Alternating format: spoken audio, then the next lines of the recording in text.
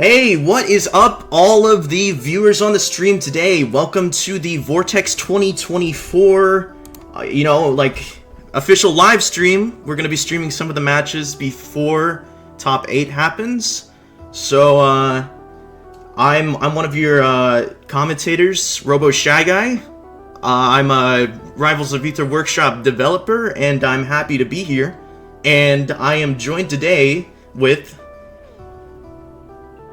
Alright, hello, I am Anti, and as Robo Shy Guy has said, we are very happy to be here. Welcome once again to the Rivals of Aether Workshop Gallery at Vortex Gallery 2024. This is a global tournament, so I do believe it's not region capped by any means, so it's just kind of taking everyone from all over the planet here. So we're going to be getting some pretty interesting international matchups that we're not so used to seeing. That's right. I believe we do have some Europeans from playing today, and we do have some East Coast United States players and some West Coast United States players. It's everyone's gathered together to give it their all. Today we are going to be starting off with some pool sets. We are beginning with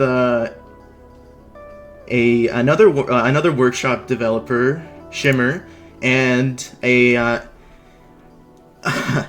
player named Shush, I believe that's how you pronounce it? Yeah, I believe so. This is Shush, the French Eliana player, if I'm not mistaken. Oh, interesting. But I love to see some international play. This is exactly what we were just talking about, right? So, right now, So I will say, I'm not 100% super familiar with all the characters. I do believe that's Torya on the right side. That's actually, it's a new character, kind of similar to Torga. A new character, okay. Their name is Vakna. They're both heavyweight lizards. So I'm not surprised to find out that if Shush plays Eliana, that they would gravitate towards, maybe a slower, more projectile-based character. We're getting a few messages from production here real quick, so we'll be back with you in just a little bit. Oh. But either way, as we were saying, thank you so much for tuning in to Vortex Gallery 2024. It has been an absolute blast to see everything coming into play here. But I don't know, as far as I'm concerned, right, Rivals Workshop is one of those things that is just a very, very special thing. You can't really replicate in too many other ways, right? There are some games out there like Mugen where people will create their own characters and pit them against one another, and there are some games out there like, Framemakers as well, where, there's a lot of, custom character creation where people just really kind of get to go wild. But I will say Rivals Workshop is done in a way that I feel is just very, very down to earth in its own way, where every character is crazy in a way that still keeps in mind how the other player might feel while playing against it. So I think that's a great way to describe it. Sorry, I'm setting up the correct set as we speak. Don't you worry your head, Shimmer. We have in fact got the correct set going up, so don't you worry. We're moving things on. We're going to be starting with two different players first, actually, to give me a little bit of time to download the first sets. So we're actually starting with we have Garf versus Rice. So we have a relatively new face in the scene, Garf. Happy to see you get on stream. And Rice, which is another workshop developer. Alright, so gonna be starting things off on Ethereal Gates as well. Not necessarily a starter pick that we're used to seeing too often. And I've got to say, right, Robo, it's going to be super interesting to see these two characters pit against one another. What exactly do these two characters do? Well, let's get into the game and I'll explain it just a little bit. So, Rice is going to be playing Nate, which is, he's a bit of a floatier character. with a pretty decent projectile control and pretty decent disjoint, while Garf is going to be playing the Final Fantasy character Terra, which could be described pretty much very similar, so I'm kind of interested to see how these two characters play against each other, considering their similarities. Yeah, I mean, as far as their similarities go, the one thing that isn't similar is the percent count, as Garf is just kind of running away with things. The moment that they get a single hit, it turns into 3, 4 more hits. So right now, at the very least, we're seeing the Final Fantasy come on through.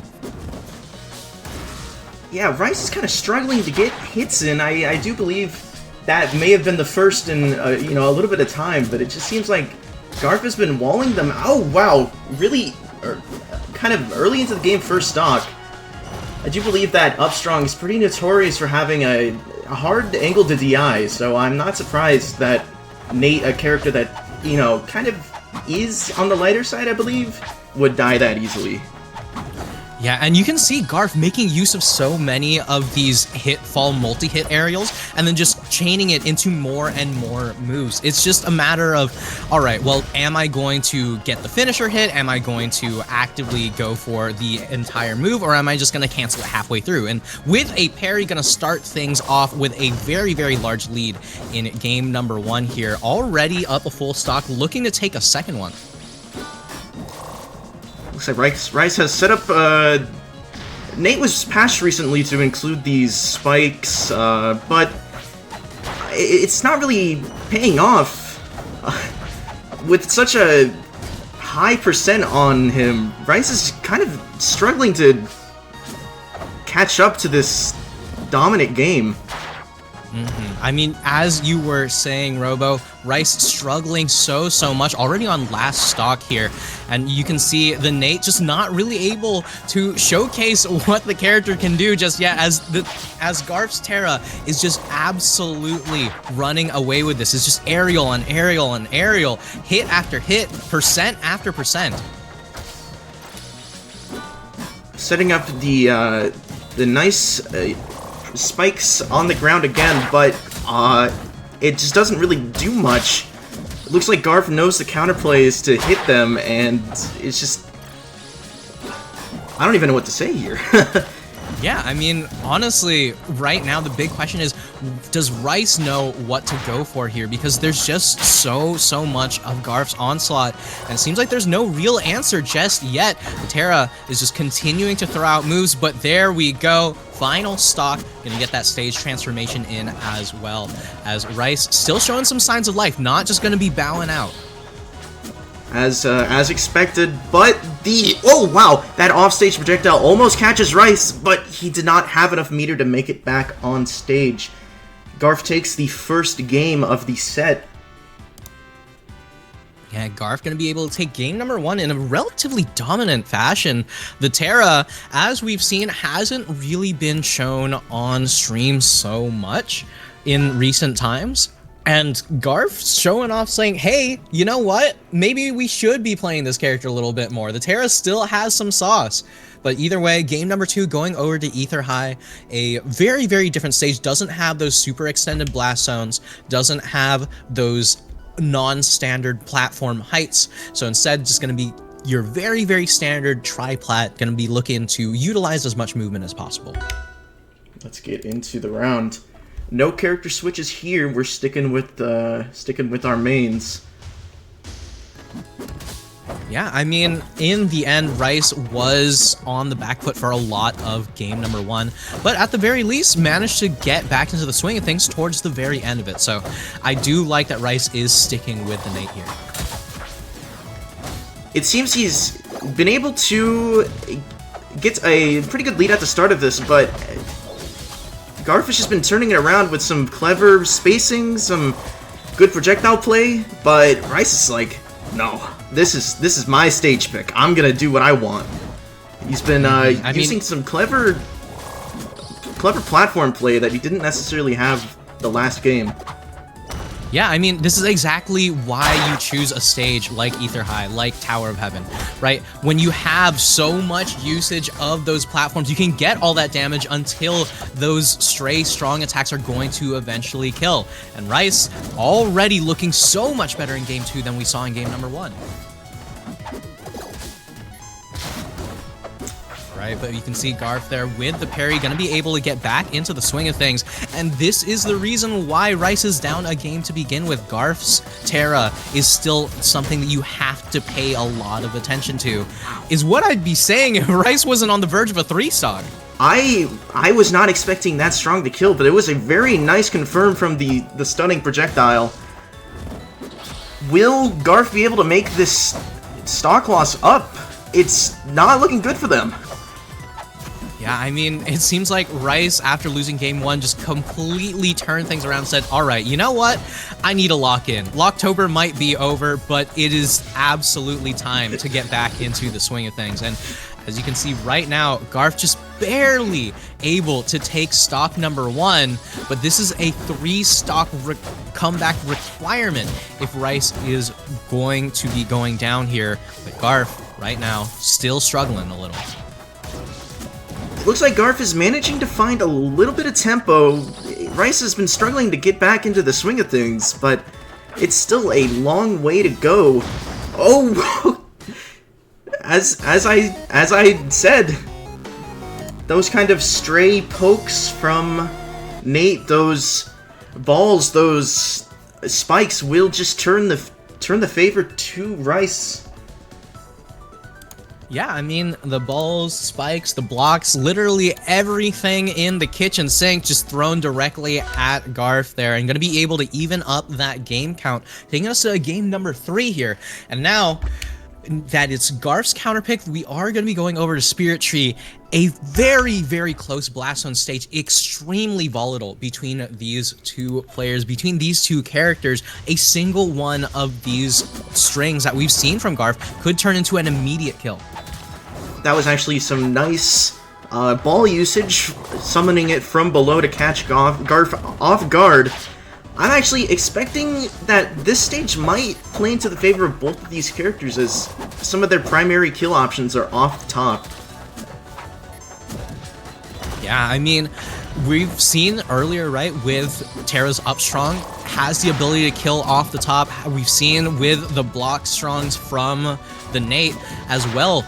Very, very powerful for killing off the top. So a stage like this that is so close to those top blast zones just prioritizes exactly what these characters want. It does look like, ooh, yeah, very difficult time to get back on. Whoa! Oh, wow, what a catch from Garf there. Gonna be able to take stock number 1, and we've seen that the momentum always runs away after stock 1.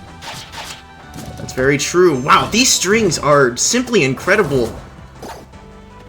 It does look like Rice is trying to find their footing with the ball play, but it seems very difficult with the demanding projectile play Garf has been using.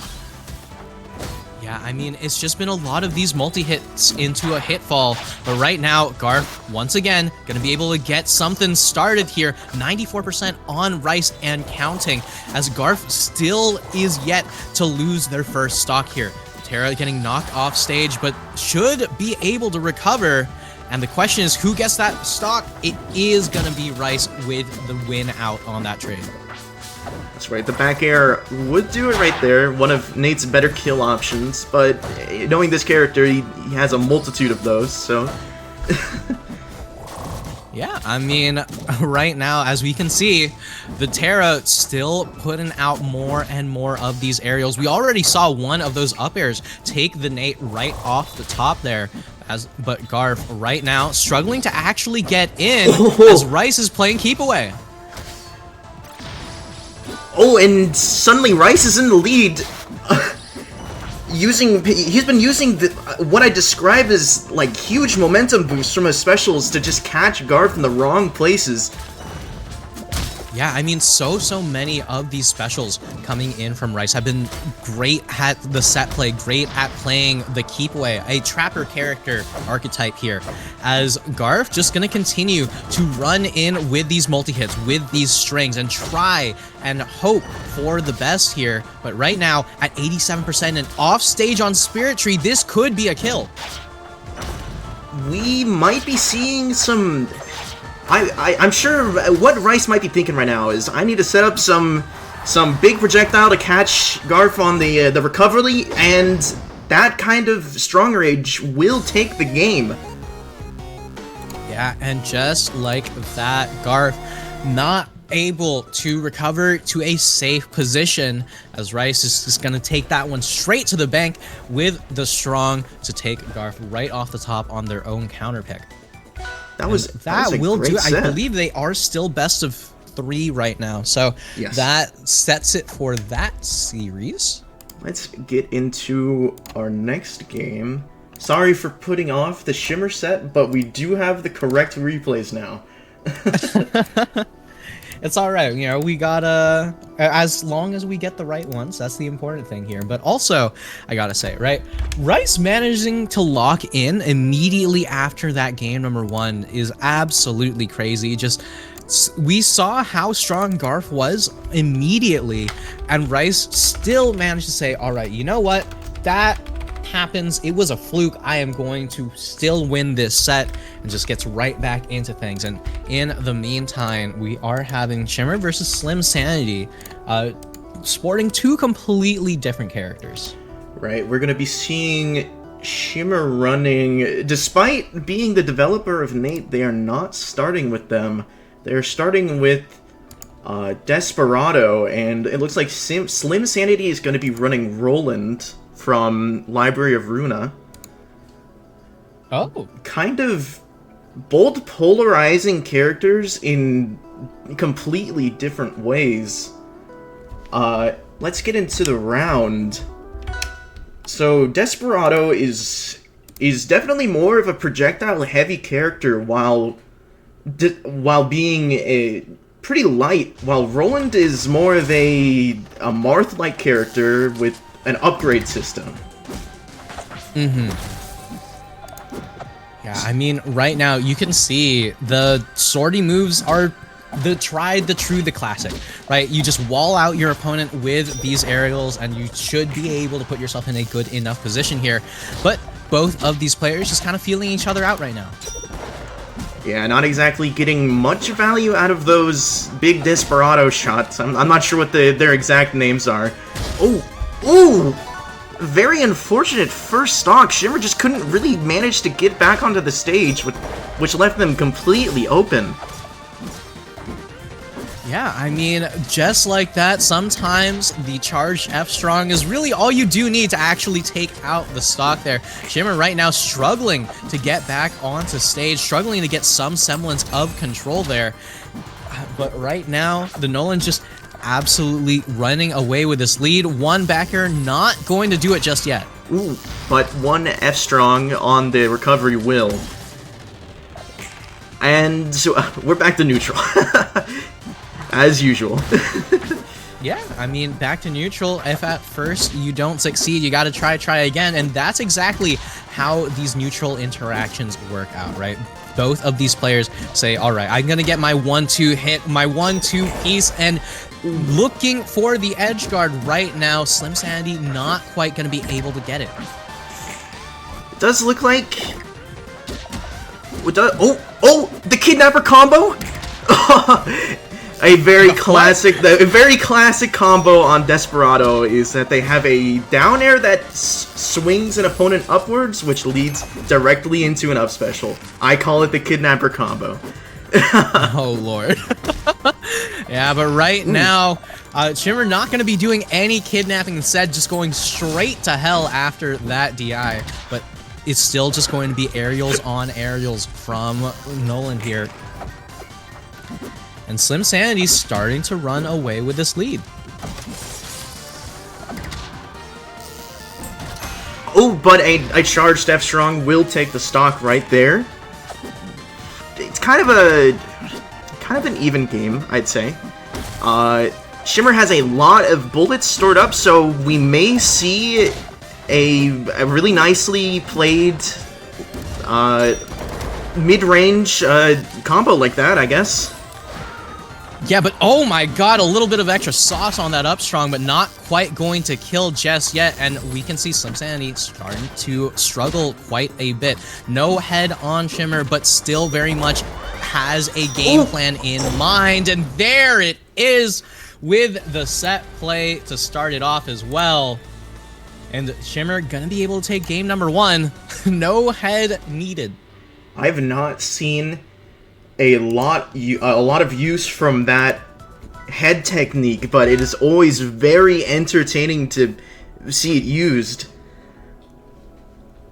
What it does is always super fun to see. Desperado can shoot its bullets into its head, and it'll auto-aim onto the opponent. So definitely a very fun set play-ish, what's the word? An option to use. Let's get into the second game, taking it to Spirit Tree. Looks like Slim Sanity's hoping to take advantage of some of Roland's better off-the-top kill options, which he doesn't really have.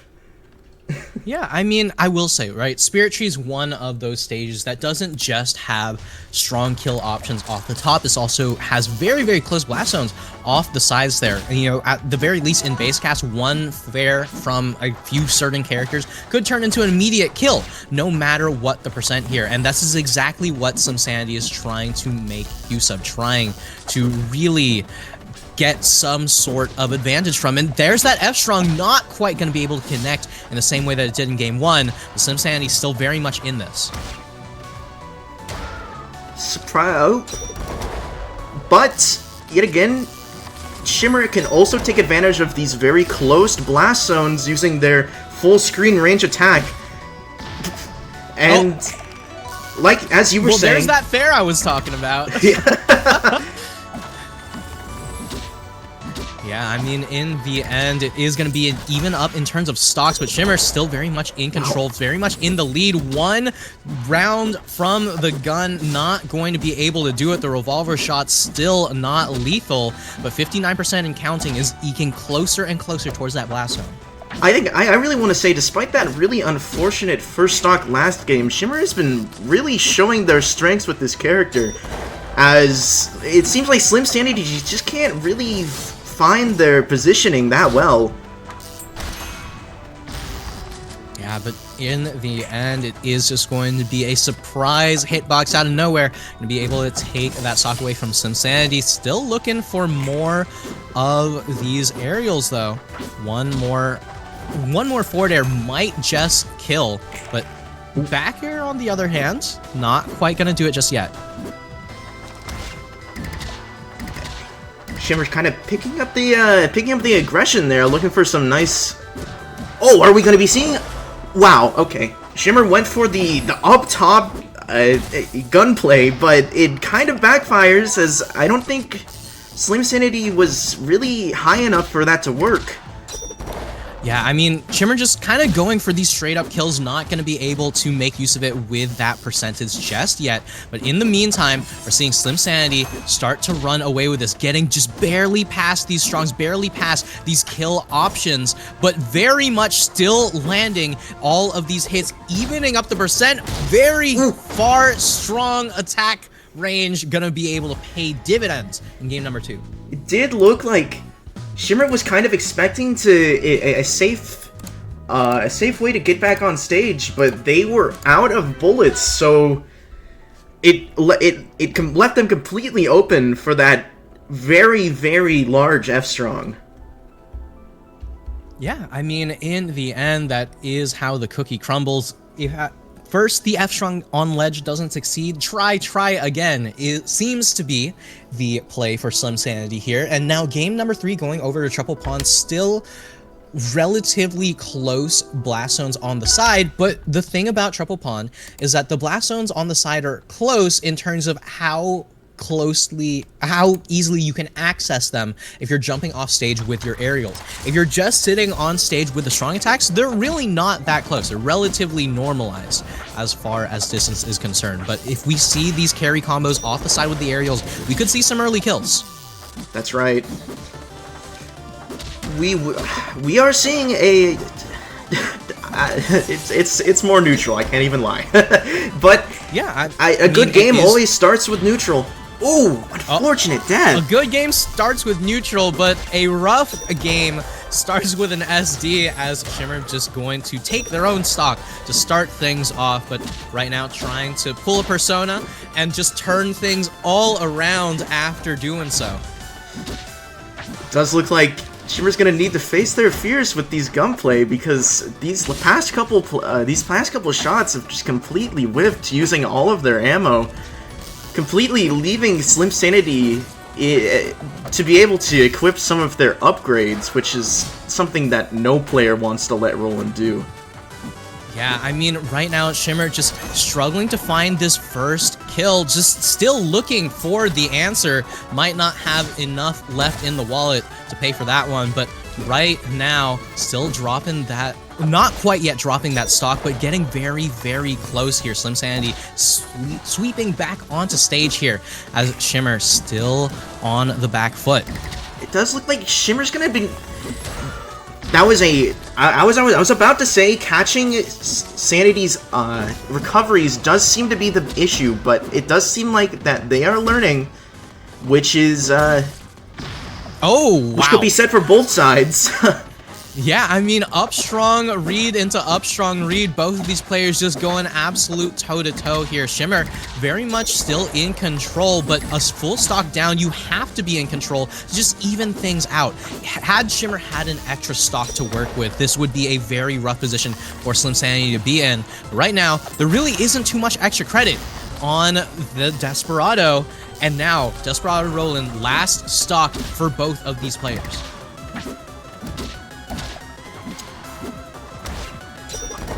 That was, as I've been saying, it does look like Shimmer's been finding better opportunities to use that very powerful full stage control option, but it does seem like they are... I'm trying to say that it does seem like, oh yeah, they're really struggling to find openings, but every time I'm about to say that, they do find one.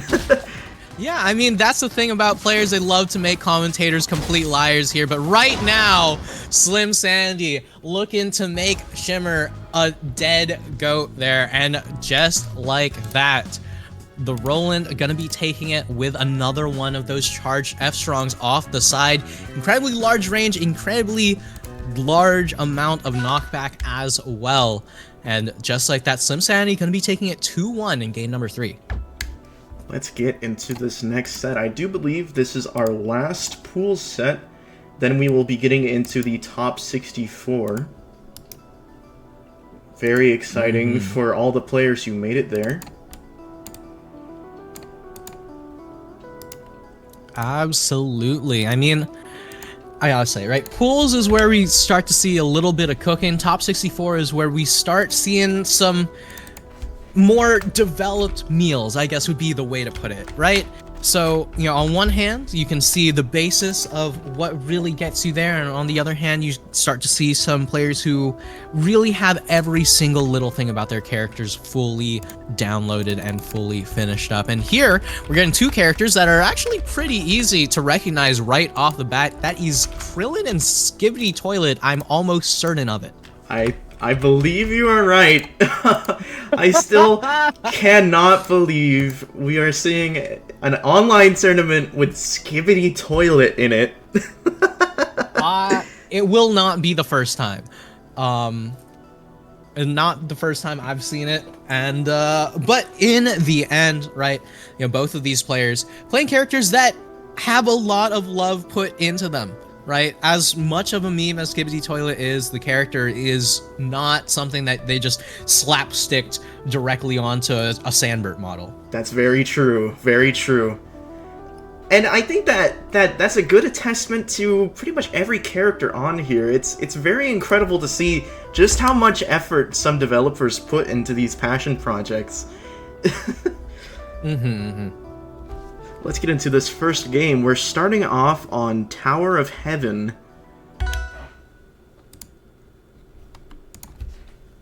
All right, starting things off Tower of Heaven, as we noted, very normalized platform heights, very standard tri-plat here, but we can see that Blue Hacks already going all the way in, getting a decent bit of damage onto the Skibidi Toilet. I cannot focus with those voice lines. Now, I do believe Skibidi Toilet was made to play similarly to Super Smash Bros. Ultimate Piranha Plant. So we may be seeing quite a bit of stage control, quite a bit of range, which a character like Krillin may find a little bit difficult to contest with. Yeah, I mean, but right now what we're not seeing is a lot of that range. We're actually seeing much more of the full-on scrapping. The Destructo just not quite going to lead into a kill just yet. Up strong, not gonna do it here, but you can see Blue Hacks just continually getting the charges off, continually getting the hits in, and it's working out well for them. I'd say so. It does look like I'm still not here. Very unique tag, by the way. is struggling to find this kill. Their very long-range strongs do have quite a bit of end lag, so it does seem like Blue Hacks is getting away with it scot-free. Yeah, I mean, you can see right now from Still Not Here is that they're looking for these kill moves, they're looking for these kill opportunities, but they don't really have a way how to lead into them. It's just a matter of hoping and praying that an opportunity presents itself. The parry is going to be able to do just that, though, as Blue Hacks still in the lead, still in control with the Krillin. We might not see that for much longer, though, because it does seem like I'm Still Not Here is putting up some kind of pressure with the projectiles. Yeah, but the lead has essentially been completely neutered here, and I'm Still Not Here very much putting up a fight. The up strong from Blue Hacks still not going to be looking to kill just yet. We saw a lot of strongs coming in from them in the first stock, but right now, I'm not sure if these strongs will really be close to killing. Yeah, I'd say so, but we do have a Destructo Disc. Oh, whiffed. And the spike, but I'm still... Whoa, what just happened? I'm Still Not Here fumbles and dies. Yeah, I mean, I'm almost certain that I'm Still Not Here was looking for an edge cancel on that up B, but just barely miss out on that spacing. But Blue Hacks was going to take that one straight to the bank as much as they can, and just barely dodging out on some of these kill moves. And once again, it's the same deal that we saw in that first stock, where the moment that either of these two players get over close to those kill percents, they're just kind of throwing out these moves, hoping for the best. Sorry about that, guys. I will remove the overlay on the bottom because it was blocking the stocks. You are right. Yeah, but either way, we are still continuing with this lead from Blue Hacks, as they're just going to continue to land so many more of these hits. That projectile has been doing so much work for the Krillin. Whether it's a Key Blast or a Destructo Disc, we can see that Blue Hacks has been able to force a lot of these approaches from I'm Still Not Here. And I'd say, I do feel like I'm Still Not Here is wanting to do the same, but the slow nature of the mini Skibidi is just giving Blue Hacks too many opportunities to completely outmaneuver him.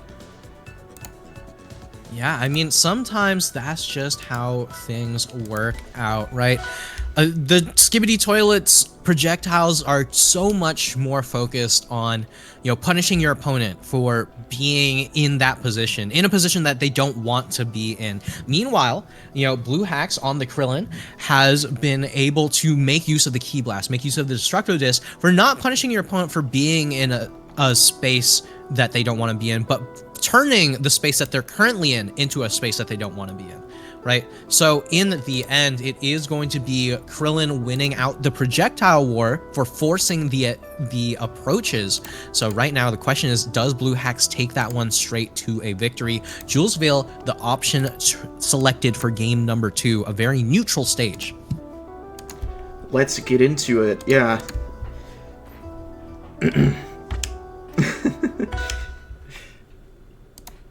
Mini skibbities could totally be mini-biddies. I'm sorry, I'm deranged. Anyway, game number 2, far from deranged, still very much standard play from both of these players. We are seeing the parries come on through earlier on, though, so I'm still not here. Gonna be able to get right back into the swing things, but Blue Hacks just comboing them with the C-stick in the opponent's general direction, is what I would be saying if it wasn't just aerial and aerial from the Skibbity Toilet.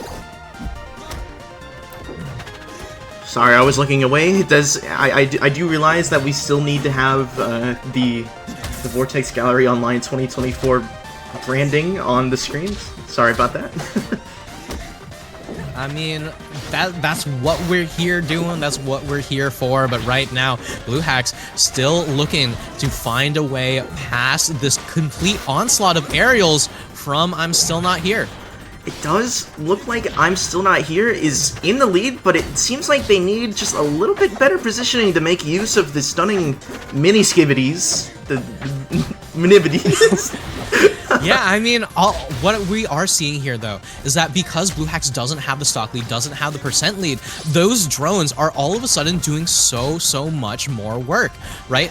As we were saying, as a projectile, it punishes your opponent for wanting to be in a position here, but now with the Destructo Disc, now with the Ki Blast on board, Blue Hacks not quite going to be able to take the stock just yet. These strong attacks just aren't quite strong enough for Krillin in the raw. Not necessarily being able to take advantage of that Destructo Disc either. I will say, this stage is definitely a bit more potent with these projectiles, as there isn't an upwards platform to maneuver away from them. Yeah, not too much of the aerial platform usage, but Blue Hacks could be in trouble here. The 4-strong not quite going to be able to connect, and I'm Still Not Here all of a sudden. Not quite enjoying this position. Though, I do feel like Blue Hacks is managing to find some legwork here, as the percents have been evened out. It does seem like one good interaction may decide who is in the lead in this stock and who isn't going further into the game. And that parry might just be what I'm Still Not Here needs. Yeah, I mean, we can see I'm Still Not Here just constantly racking up that percent and not quite going to be able to do it just yet. But either way, the Skibbit drone's just going to continue to avoid so much of this space and just make sure that Blue Hacks doesn't have the ability to play it the way that they want. The Destructo Disc on deck, though. That was I will say, these placements for the mini skibbities have been very well placed, but Blue Hacks takes the stock. Yeah, speaking of well-placed F-Strong going to be paying out dividends for the Krillin here, but a down strong in response on that tech roll in from I'm Still Not Here, keeping them very much still in the game. Right now, Ki Blast once again going to be able to force the approaches because Blue Hacks does have that percent lead. Well, you know what they say, the best kind of stage control is a well-placed F-Strong. I mean, sometimes that's just how it works out, right? But right now, it seems to be quite rough for the Skibbity Toilet, as it's just a matter of getting back onto stage. The up B not going to get back on stage, but the Destructo Disc actually saves them. All of a sudden, Blue Hacks in a lot of trouble. But they find themselves, not quietly missing the parry punish. Will Blue Hacks be able to make up this large percent difference? Yeah, I mean, the percent differential is still very much in Blue Hax's favor, but that one accidental save with that Destructo Disc is not doing them any favors here. I'm still not here very much in this set. That's right. I do believe if that Destructo Disc hadn't saved that stock, it would have... That set would have... That would have been a kill. That would have been over. Very unfortunate on Blue Hax's part, but, you know, shake it off. Go to game 3. We're going to Frozen Fortress. Yeah, and now Frozen Fortress with all of those aerial platforms that we were talking about, right? The platforms that Blue Hax really like to make use of to get away from the Minibities, and just gonna try to stay away from all of that set play as much as possible, still making use of these Key Blasts, still making use of these tilts and aerials to do as much damage as possible, but I'm still not here. Eking out a very small percent lead, and the moment Skibidi Toilet has a percent lead, you can start to force some crazy approaches. I'd say so. As we are seeing in this game, Blue Hax is at a very bad point in this stock, because it does seem like I'm Still Not Here has very good knowledge of how to carry opponents with Skibidi Toilet. Yeah, but 1 fair, 2 fair, 3 F-Strong, 4 fair, gonna be able to do it. And the 4-piece combo from the Skibidi Toilet working out so well for I'm Still Not Here. It's like Christmas Day. I still cannot take anything with the name Skibidi Toilet in it seriously. I mean, that's how it works out sometimes, but if you're Blue Hax, you have to be taking this character seriously, because they are at a rough deficit, a full stock down, and still not really close to taking that first stock. As we've seen, the Krillin kind of struggles with fully taking the stocks as far as percents are concerned with all of these raw strongs. That's a very good observation, but the Destructo Disc would potentially lead into that stock, which is something it does appear that Krillin really needs. But as we see, it was kind of a late percent compared to some of the early kills Skibidi Toilet is able to get off.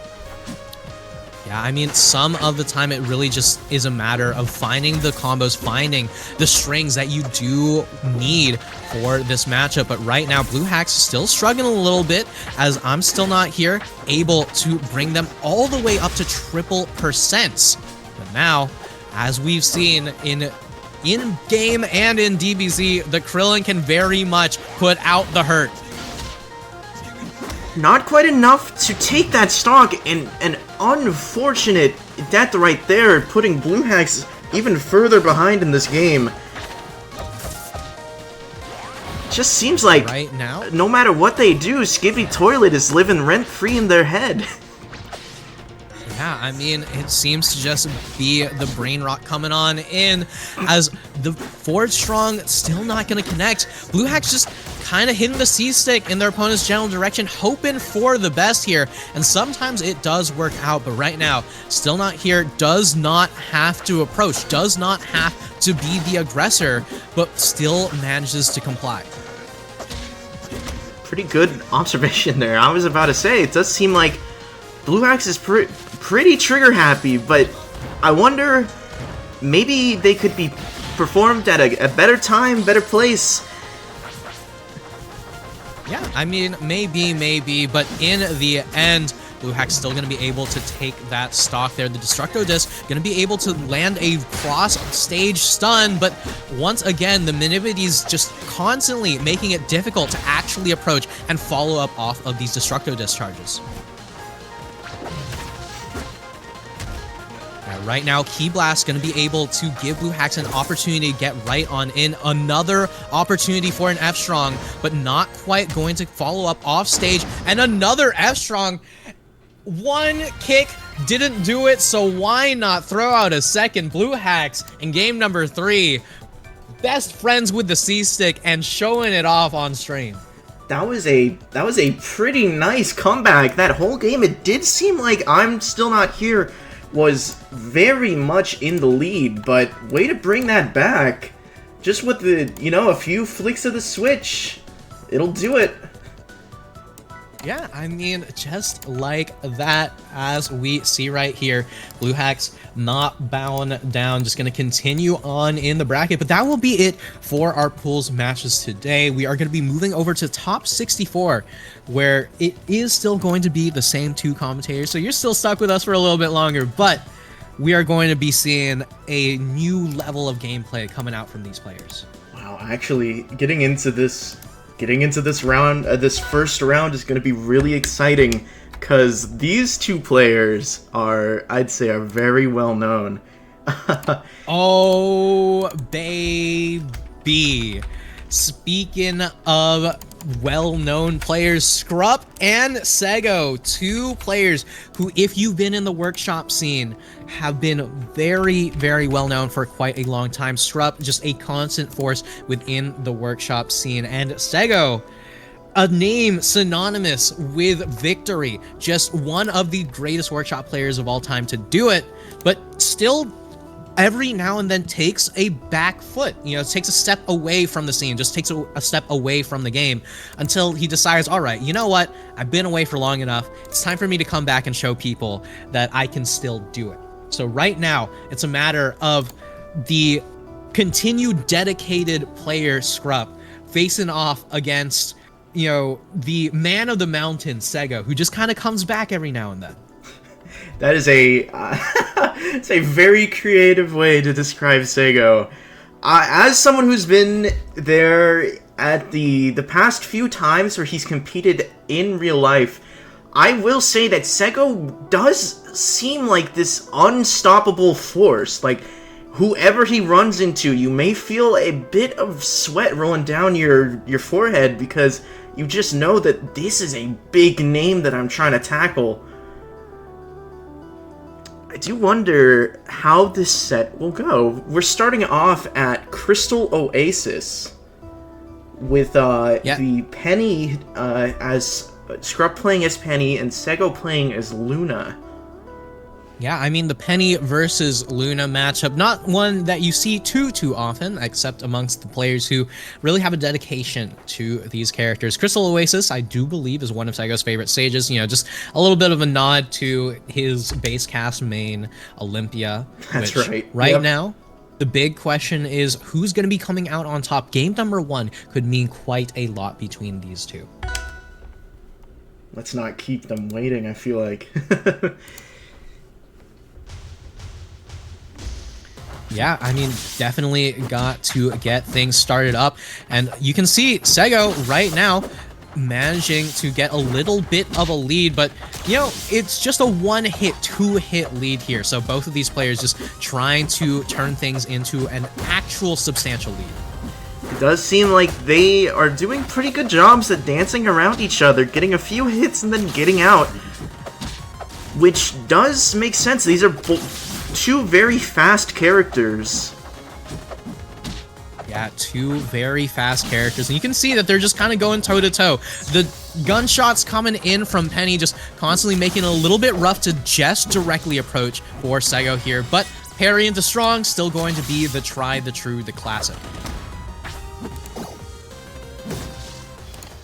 All right, and speaking of which, another one of those parries into strong coming in from Sego. Scrupp struggling to get back onto stage with the Penny. I mean, this is a lot of extra credit damage. Another one of those parry into strongs. 3 parries, 3 strongs, and it's the same punish each and every time.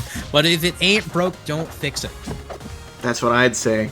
As we've seen with a lot of the matches prior to this, even some of the best players up there do tend to stick with some of their very basic, well-known combos.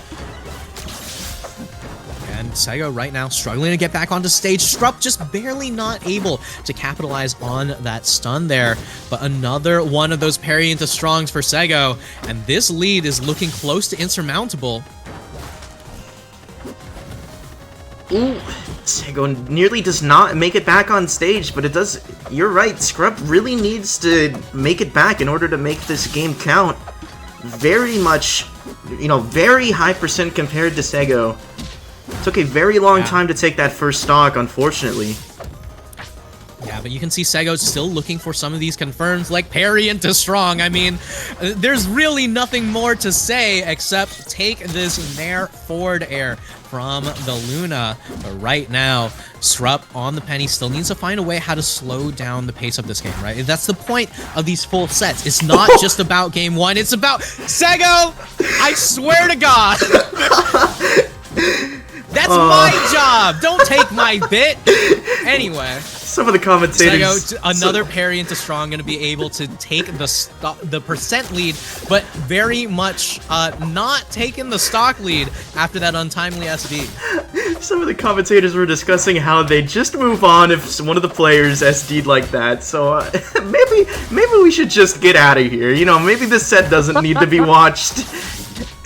No, but right now, Scrupp very much paying close attention to a lot of Sego's openings, a lot of Sego's real habits here, because you need to get that information under your belt if you're going to be able to take the set. Sego going to be able to take game number one, but an information gathering game is not one to scoff at.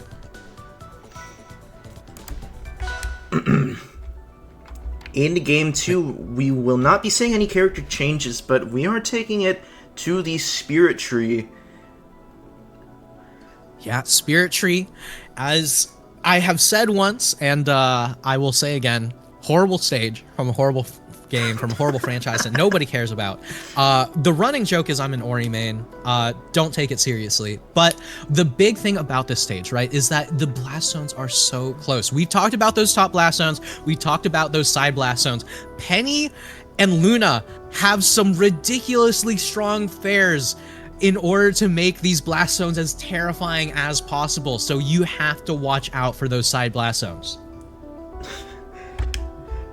Not to beat a dead horse enough, but this match will certainly be interesting, as my co-commentator just stated. Yeah, it's bound to be super volatile here, but right now, you know, it is going to be a start with that nair from Sego. Just try to build up that percent lead. I mean, Scrupp still struggling a little bit. Sego able to get right past all of those parries.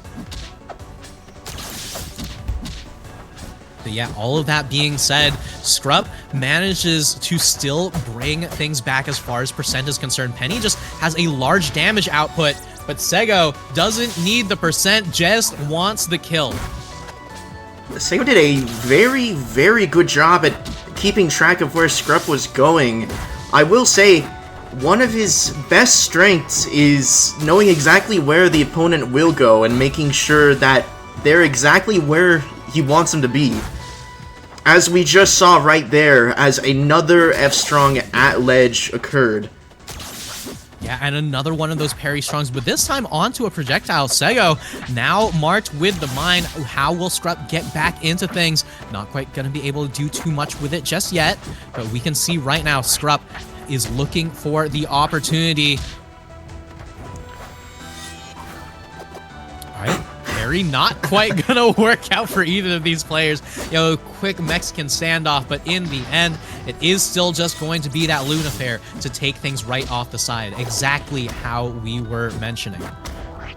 Yet another really far stock lead from Sego to Scrupp. And there's that very volatile chasing, as I mentioned. Very volatile between these two, and you can see Penny has a very high damage output, but struggles to have the same kind of consistency as far as kills go that the Luna does. Meanwhile, Sego just able to get a lot of these piecemeal hits in, but actually getting the kill is so much more consistent than getting the damage. Oh, Sego tried to go so deep right there. Watch yourself next, Riptide. That's so like him, right. Dying like that. That's game two. Well, Sego, once again, doing things the hard way, taking 4 stocks in game number 2, the same way that he did in game number 1. But either way, game number 3, Scrupp still managing to make things relatively close. So the question is, where does Scrupp go for game number 3? How do things change? And are we going to be seeing any character swaps? No, it is still going to be the Penny. It is going to be Tower of Heaven, though, with a much more neutral-based stage, much more of that platform movement. That's right. Maybe I don't want to. No predictions. Let's just get into it. Scrupp, don't be talking bad about my friend Scrupp. I'll fight you. Anyway, moving on to Tower of Heaven, game number 3. So much more platform movement available for both of these players here, but as we can see, another very small lead for Sego here, still forced to approach though, and the big question is, how much more percent does this turn into? It has turned into even percent now, but both players seemingly not... Ooh, well, I could see Sego going for a third offstage fair and dying right there, but I'm glad he didn't. Yeah, I mean, definitely had the opportunity to go for it, but Sego not going to be memeing quite that hard, as the Upstrong still not going to be able to kill. Penny still mildly heavy enough to survive there, but read on the tech roll not quite going to pay off for Sego.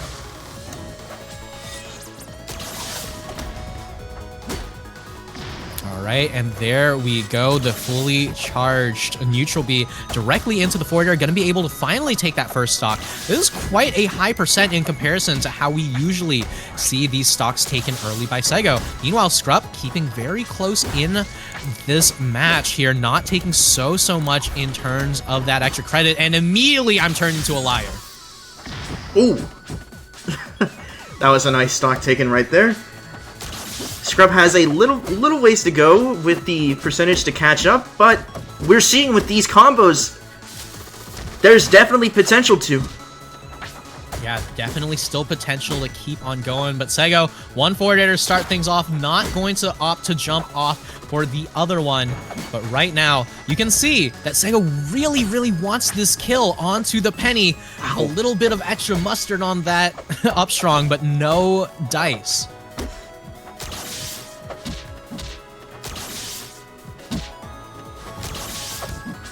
Sego offstage, struggling quite a bit. Scrupp just able to build up that percent over and over again. The Penny still a large damage output. Final stock potentially for Scrupp here, but Forward Strong going to even things up very quickly.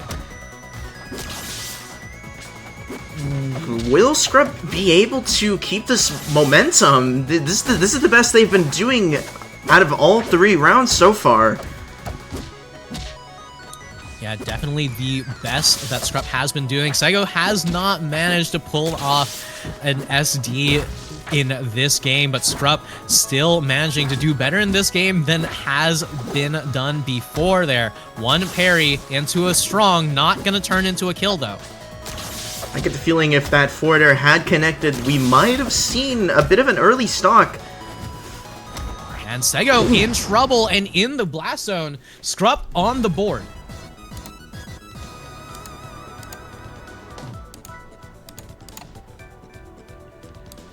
Alright, there we go. Now that I almost set the scores wrong.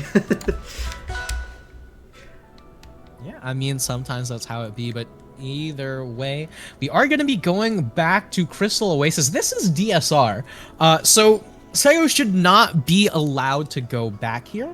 But once again, DSR only matters if your opponent calls you out for it, right? So if they do opt to go back here, this is a gentleman. Scrupp decides, all right, you know what? We can go back to Crystal Oasis. Crystal Oasis isn't the reason why I lost. It's totally fine that we go back here. So now, Scrupp and Sego going toe-to-toe, as we've seen before, right? The information gathering is something that you cannot be sleeping on. You did not know there was DSR. Scrupp, there has been DSR since this game was released. Anyway. You could just claim that, you know what, I could despite this being Sego's favorite stage, I'm confident I can beat him on it. I mean, like, that's going to be a bit of a show of confidence either way here. So Scrupp, right now, able to do quite a bit of damage on that penny. As we've seen time and time again, if it is a matter of trading, right, the Luna does not have the same damage output as the penny in as few hits. Luna can get 3 or 4 hits to match Luna's 1, but Luna can still get those 3 or 4 hits where Luna can only get 1. So it's a matter of ideologies, it's a matter of play styles coming into play. All right, double nair from Sego, and still it's Sego who reaches the triple digits first. But triple digits or not, fully charged up strong, going to be able to take a stock off the top, as the up air will do the same. We're seeing a little bit of projectile play as both players try to figure out how to get back in. Yeah, so still trying to find their opportunity here, but Sego right now in a little bit of extra control, baiting out the parry here. Scrupp could be in a very good position, though, just constantly able to force these approaches with that gun. Unfortunate mine placement as Scrupp self-detonates. But, hey, it doesn't matter. Still in the lead. Yeah, still in the lead. Something that Scrupp has very rarely been able to say, minus when Sego is off stage and in a lot of trouble. But right now, another one of those down tilt up strongs, not quite going to kill just yet from Sego here. But now we're starting to see a bit of projectile play come through. Down strong going to be able to do it, though. Oh my The uppercut Lord, will take it. Goes Wait, crazy. is that an up strong or an up tilt? That's almost certainly an up tilt. Very interesting. So potent of a normal. Yeah, I mean, I don't know. I could be wrong. Mega Man has it like that, though, so makes sense here. But in the meantime, Scrupp right now making a lot of sense of Sego's neutral play. So much damage onto the Luna here. And Sego right now struggling to find a way back into control.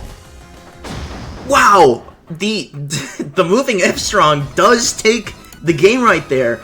I wouldn't be surprised if Sego was caught completely off guard.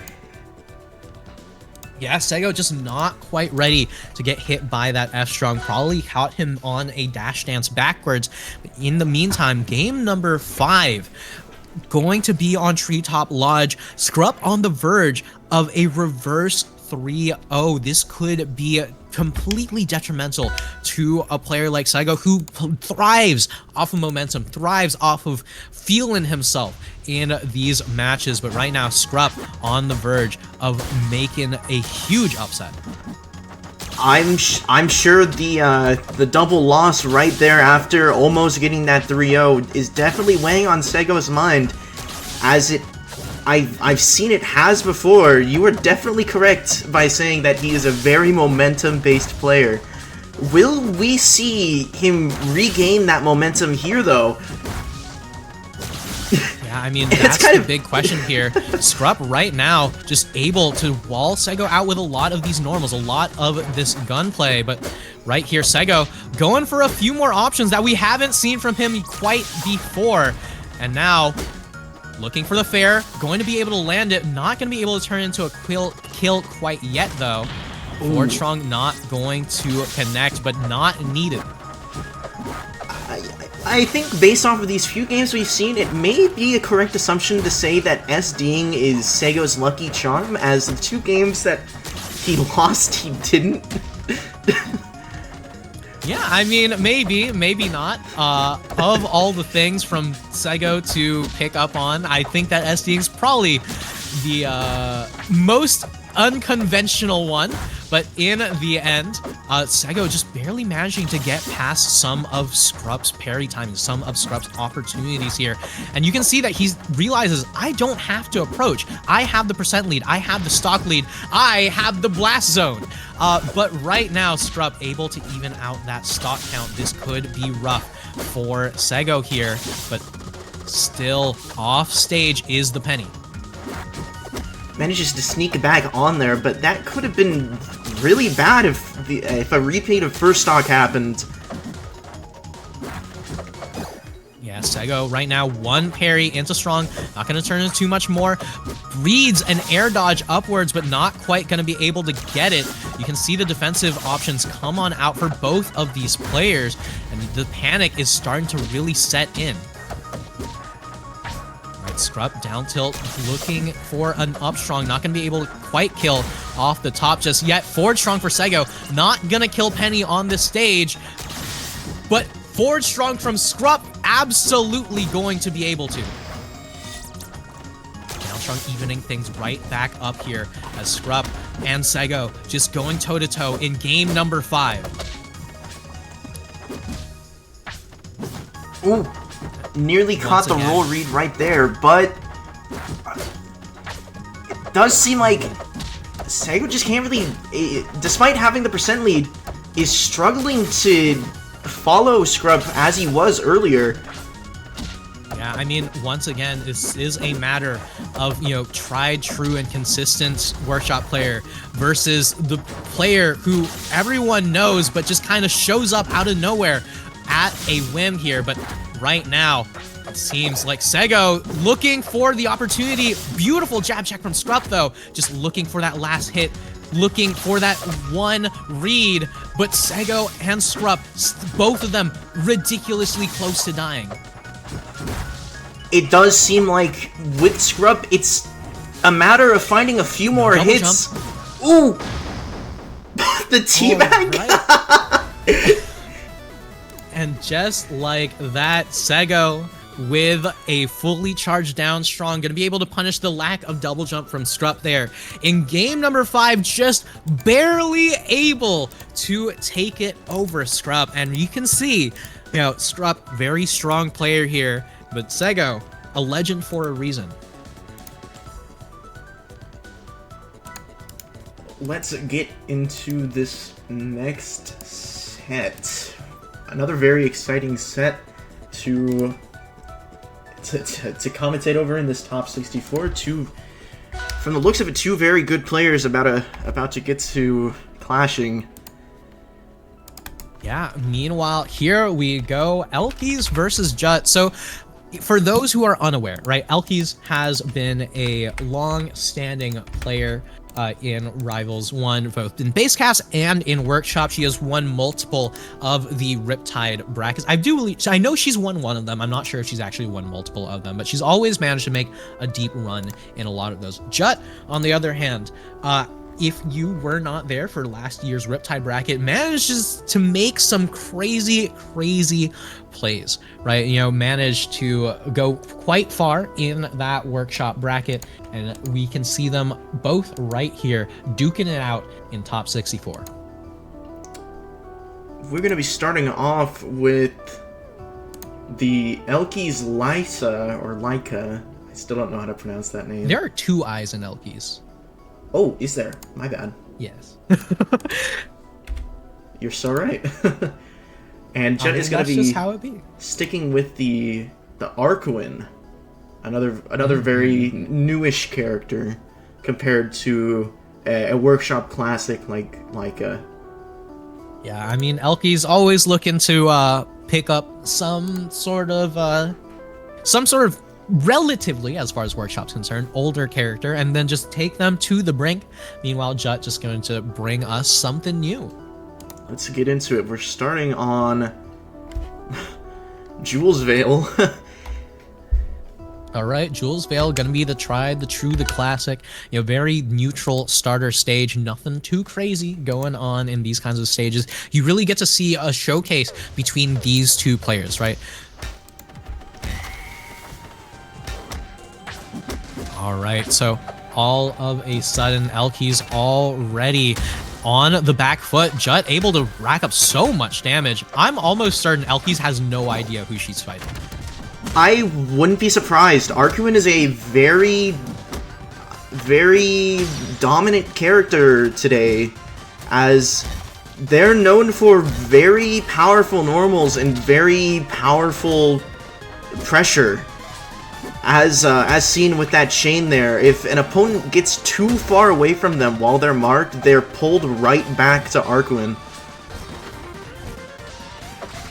Yeah, I mean, right now, this could be a struggle here. Elky is just trying to find some way to get back into the swing of things. But as you can see, both of these characters able to rack up quite a bit of damage, but actually getting the kill seems to be the struggle.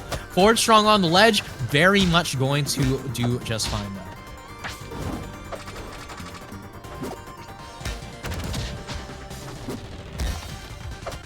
But right now, Jut able to get that first kill, able to turn things into a little bit more, but not so much in terms of that. Oh my god, never mind. I was about to say we're getting a relatively close match. Elky is immediately going to be dropping down, though. I've never seen the boulder work like that, if I'm being honest. Yeah, but right now, Jut going to take that one straight to the bank here. Elky's in trouble, but you can see hit on hit from Elky's, slowly racking up all that percent.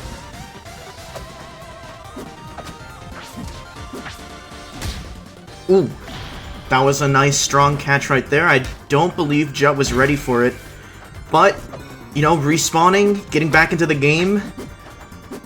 We'll see if Elky's can make this game back after suffering two very misfortunate stocks.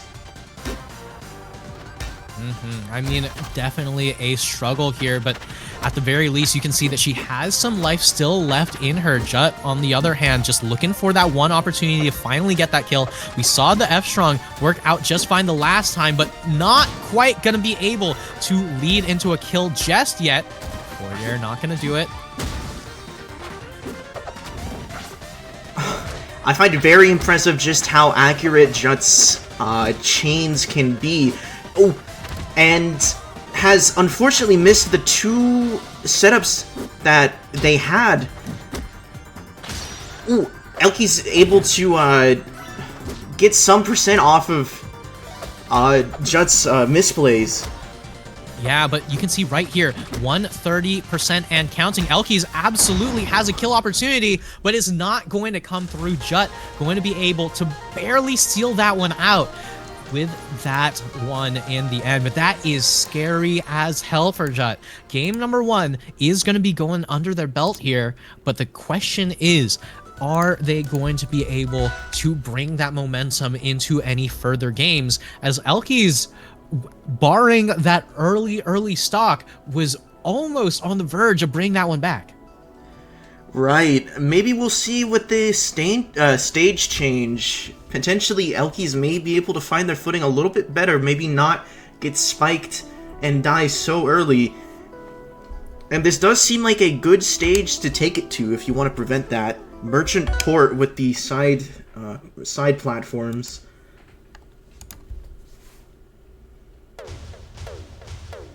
All right, and here we go. Another one of those stages that's still a relatively neutral stage, right? Elky's a lot of the times in these brackets just tries to rely on, well, you know what? I'm a very good player at Rivals of Aether, so what if I just rely on being a better neutral player overall here? But Jut does not care about that whatsoever. Says, what if I just hit you as many times as you want to hit me?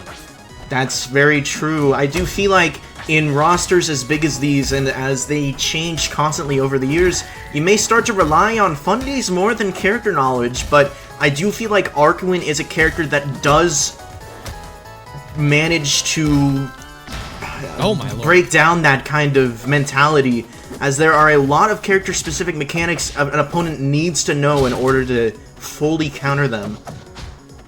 Yeah, I mean, you can see right here, Elky's just trying to figure out exactly how to be dealing with some of these Arkwin moves, but right now, in the end, sometimes the back air is just nice, and it is going to be able to take that stock very, very effectively. Some good range on that bow right there. It does seem like Elky's is managing to catch Jut off guard most of the time with those spirit arrows, but it doesn't really matter if Jut with his their big hammer just manages to break in and take a swing. Yeah, I mean, right now you can see Elky is just building up as much percent as possible, but each time that the Arcwind lands a hit, it hurts so bad, but not as bad as that Upstrong. Elky's going to be able to bring things to a final stock here. Jut could be in trouble, but at 84%, this is still very doable and exactly what we were talking about.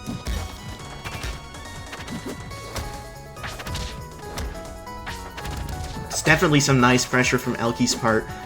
Keeping Jut on their toes does seem like the best way to go around this, as every chance Jut gets,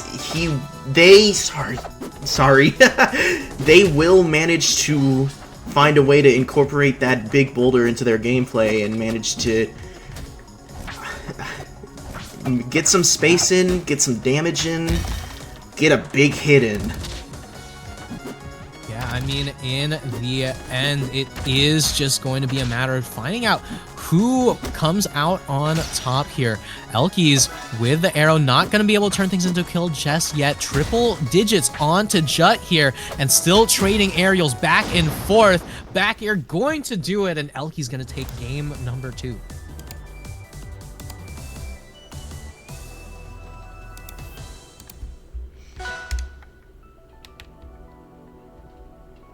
I feel like this breaks DSR as well.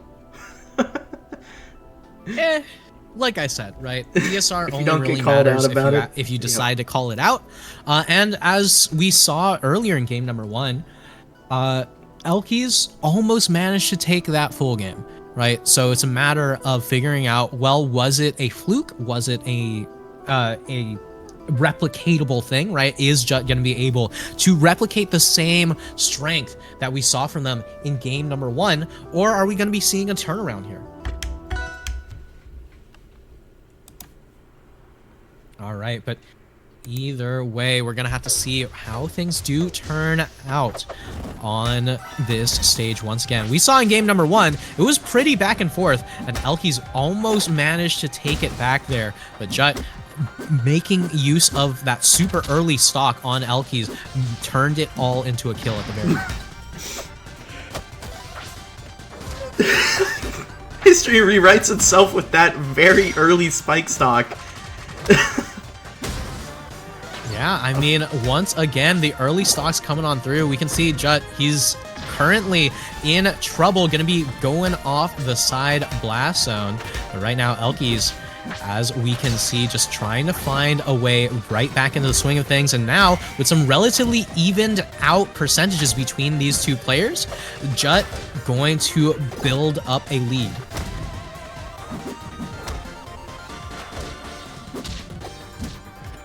That was some nice spacing on Elky's part.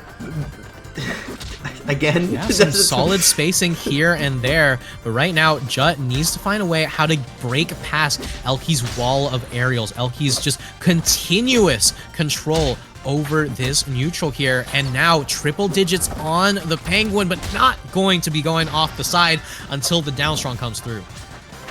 If I'm Jut, I'm thinking, man, how can I replicate that first game? How can I get Elky's in the position that I want them to be in again? And right now, a little bit of extra charge on that Upstrong, going to be able to catch her landing. So at the very least, we can see Elky's still very much beatable, but Jut trying to get back on the stage here. This could be it. That offstage position is absolutely not one a player would want to be in against Leica. Yeah, I mean, you can see Jut just continuing to get those chains launched directly onto Elky, just trying to keep her chained directly to him. I mean, looking like Biken right now, just keeping everything as close as possible, but now very close to kill percent for both of these characters, both of these players. Elky's in a lot of trouble. Ooh, and that parry will take the game. I will say that did seem... you were right, that did seem a lot more even than that first game. Yeah, I mean, definitely seemed a lot more even, but Jut's not out of this one just yet. Game number 3 going to be moving things over from a super neutral stage to a very, very volatile stage. It is going to be the Spirit Tree. We've seen these two go toe to toe again and again, and I am terrified of figuring out how far these aerials will send these two. I have nothing else to say. Let's get into the Spirit Tree match. Yeah, I mean, Spirit Tree always goes crazy, but loading things up. Jut versus Elkies, just constantly going toe-to-toe, constantly trading blow for blow. That was bars. Yeah, I mean, either way, Elkies versus Jut right now. Elkies putting Jut into the aerial prison here, just constantly trying to put him in a very difficult position. And I'm going to be real with you, I have no idea how she managed to get back to stage after that. I have to agree with you there. Both players seemed like they were both struggling to get back to stage. One really well-aimed spectral arrow like that just seems so terrifying to get hit by. Yeah, it definitely seems very, very terrifying. But right now, Elkies and Jut still going at it. The aerials coming through for Elkies, though, just racking up so much damage bit by bit. You can see the rolls coming on through. The Rivals spot dodge going crazy. Elkies bringing some Rivals 2 love into the first game. But in the end, Jut with that one back air, I believe, still going to be able to even out that stock count. Oh, whoa, what even happened there? It's a very interesting trade. Yeah, that's one of the Elkies classics, just going to throw out a fully charged strong attack where she expects the opponent to be, and in the end, it kind of tends to work out regardless of what game she's playing, whether it be Ultimate, Rivals 1, Rivals 2, or Rivals 1 Workshop. But right now, in the end, Jut needs to find a way how to even out that stock count. It is not over till it's over on Spirit Tree. That's a very good mentality to have for all players. Oh! And Elkies responds with the spike of their own. Yeah, payback for the countless of times Jut pulled that. Yeah, I mean, you can see Jut just recovering with these hitboxes, and Elkies says, all right, I know exactly where these hitboxes are. I've got the download. I just need to be a slight bit more to the left this time, and with a spike, manages to seal it out 3-1. Jut putting up a good fight, but Elkies still showing off why she's a top seed.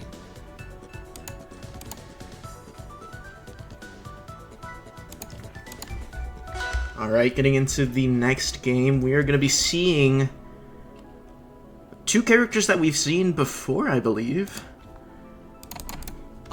We did not actually manage to see Shush play earlier on. Oh, you're right.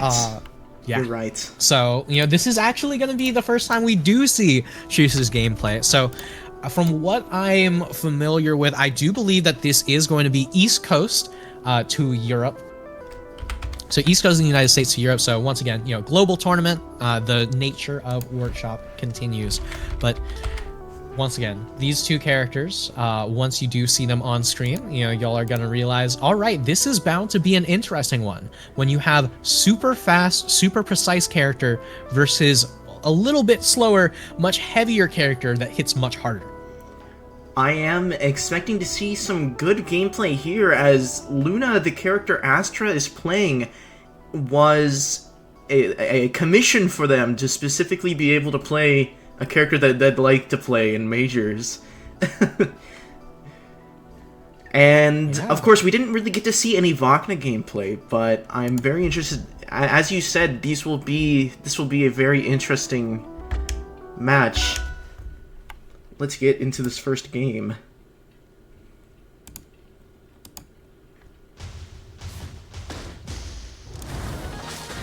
Yeah, I mean, we can see right now, Astra and Shush, the big thing about getting used to these workshop brackets is figuring out exactly how well you can control your character in the moment. So, game number one, a lot of the time tends to be that information game, right? Just a matter of figuring out how quickly you can really adapt here. Shush already managing to get a decent bit of damage off on the Vacna, but right now, Luna struggling a little bit to find their footing.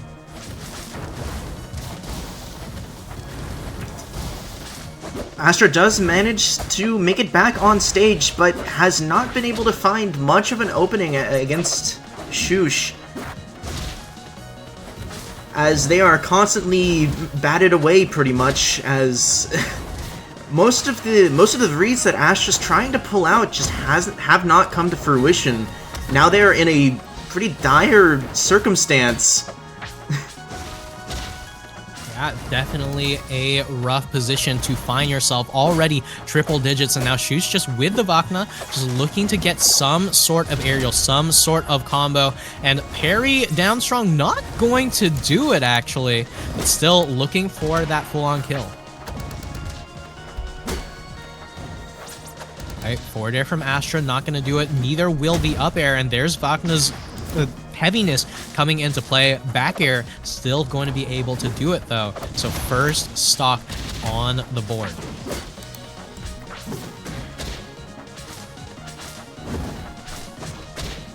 All right, you can see Astra right now just looking for some kind of opening, some kind of down tilt or just raw fair, something that can take Shush off the stage and into that blast zone. But Shush right now just pouring out so many hitboxes, so much percent with the Vacna. Ooh. Astra's really struggling to find this first stock, as they are now... well, they found it, but they are still a stock down. Yeah, I mean, Astra, he's going to be able to manage to get that one with the forward air, but in the end, with a full stock down onto a heavy, this isn't really where you want to be unless you can get the combos going. And right now, you can see a lot of the dash attacks, a lot of the down tilts from Astra trying to start up that big combo that's needed. But it does seem... Whoa! That was a well-placed up air to take that first stock. I mean, first game. Yeah, we're still on the first stock. Yeah, first game, final stock. Sometimes that is just how it be. Curious to see. No, it does. No character switches moving into game 2.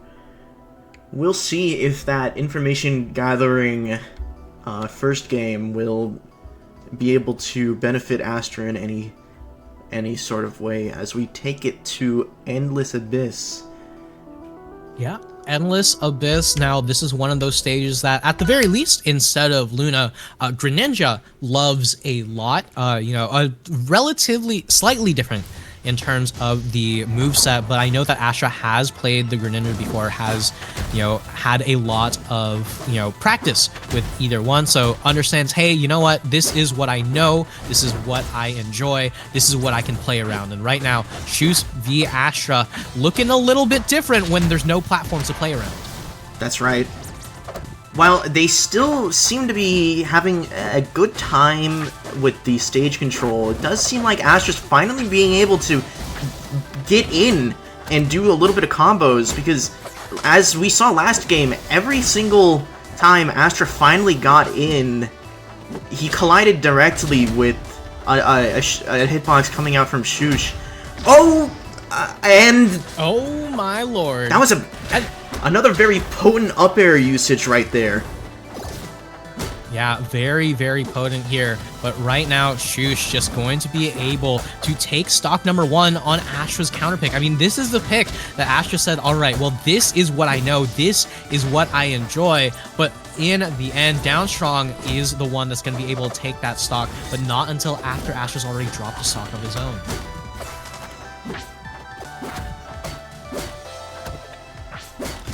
All right, we're starting to see the strings come on out for Astra.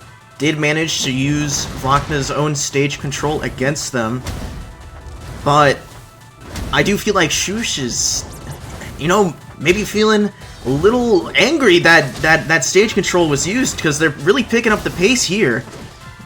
Yeah, looking for that up air, just barely not able to connect it. But we're seeing Shush still looking for these setups. And that's the thing that tells you whether or not a player is really locked in, really adapted, is whether or not the consistency of their setups is as consistent as, you know, against someone offline. But right now, Astra versus Shush still dragging it out toe to toe, blow for blow. Made it from one side of the stage to another. Can Astra find their footing back on stage and take this stock? Or will they not, will they fall prey to another one of those dastardly up air kills? Does manage to find one. Yeah, I mean, the side B kill going to come in clutch there as Astra, you know, managing to get right on past Shush there. Was not able to see the shadow, but in the end, even out stock count, Astra versus Shush, very, very close.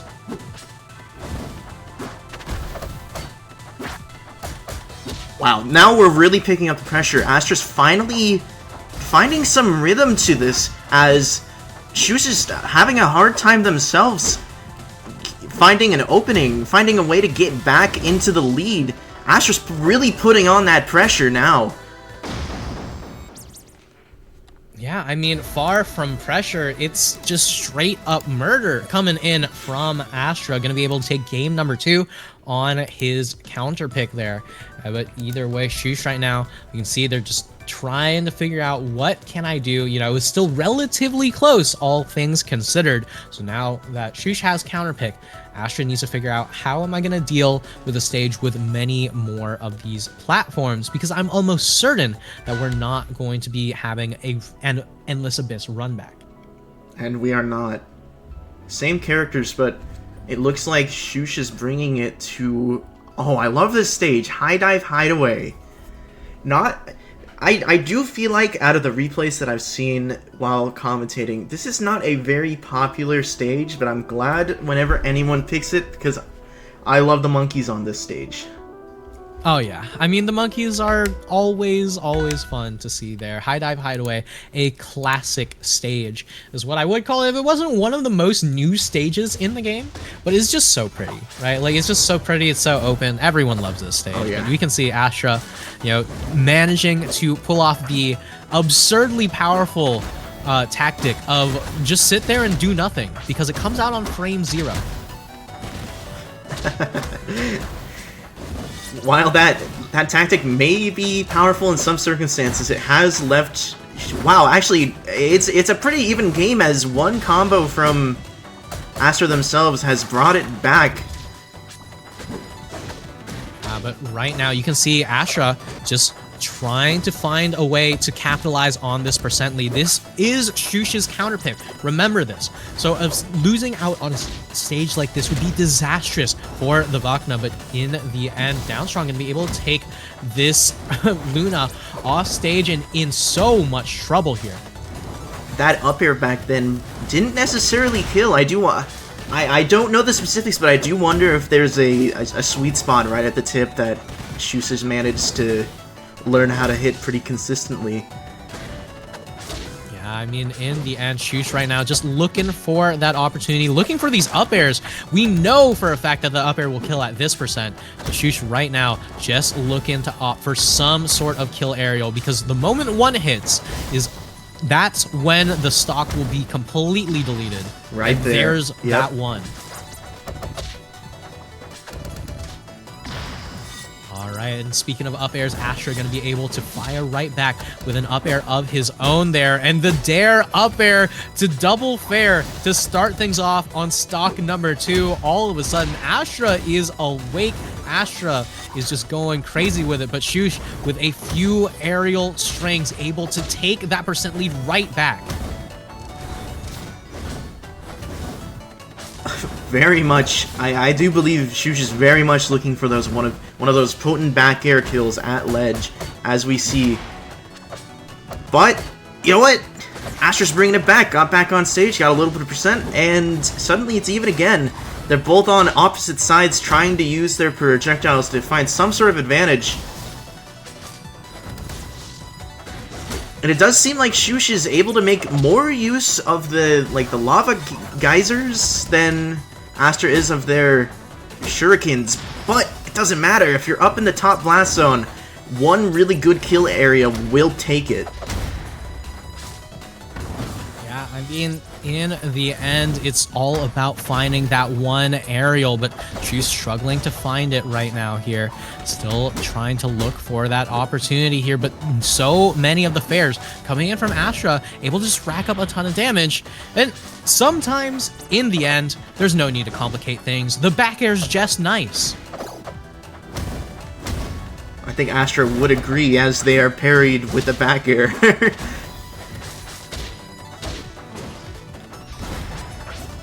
Yeah, but right now you can see Shush just trying to go on and trying to rack up damage, but is still traded back and forth between these two titans.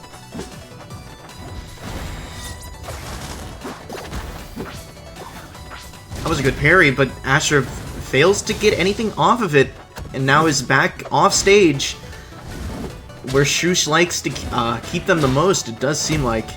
Oh, and the up air? Oh! To the up air! Yeah, with the up air right off the top there, Astra gonna be able to take control in this full-on set, winning off of that counter pick. So right now, Jules Vale, Shush says, all right, you know what? That stage, too open, too much aerial space here. I'm just going to try to bring things out to a close as we make it as much neutral as possible, but as grounded as possible while still retaining the platform layouts. I'd say that's a good call, as a lot of the pressure Shush has been using with their full stage projectiles has been doing a very good job at keeping Astra on their toes, off stage, and worried that they might just not be able to make it back. But consistently, we've been seeing that they've managed to get around the fireballs, get around the geysers, and claim the space as their own. I mean, right now you can see Shush starting things off. One parry going to be able to even out that percent count real quick, but just not quite able to catch Astra's recoveries. Right? You know, still trying to space around it, but not quite able to find it. You just waits a little bit too long on both of these opportunities, but double fair already going to be able to put Astra into a very good position. And there's another one of those double fairs. I'd like to say that was a very, very good use of Luna's stage control, the bubbles right there. Astra set it up perfectly so that when Shush landed, it would set them up in a perfect opportunity to get forward aired. Yeah, I mean, right now, still looking for some kind of opportunity to back air to put Astra off stage, but not going to be able to take the stock just yet. Shush still needs some kind of opening. A down strong to put the Luna off stage, and I'm expecting to see a back air come on through. Some sort of aerial for Shush here has really been the way how they've managed to seal out these stocks. Will we see one, though? It does seem that they're not really being given the opportunity to, as... that forward air could potentially have took the stock, but it just so happened that Shush was a little bit too far away to be hit by it.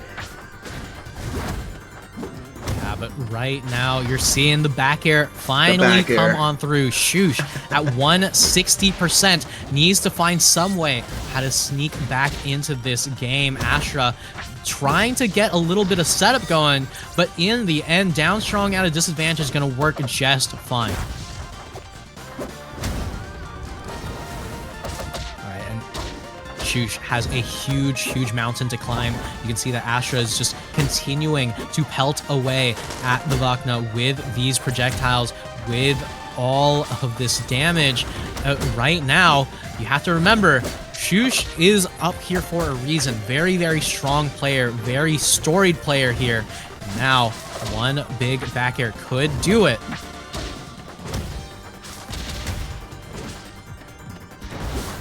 The up airs are very threatening all the way up there. It's just, Shush has missed 2 in a row. The Upstrong will catch Astra off stage and take that stock, but there is still a 70% difference, 60% difference, 70 something percent difference between the two that Shush really needs to make up. That's the thing, right? Every single time we try to count that percent difference, Shush is making it right back up immediately as the Vakna just outputs so much damage here, and all of a sudden Shush on the verge of a 3-stock comeback. And right now, this could be massive as Shush just looking for the opportunity, looking for that F-tilt, but right now, one back air to start things off, another back air to finish, and game number 5, here we come.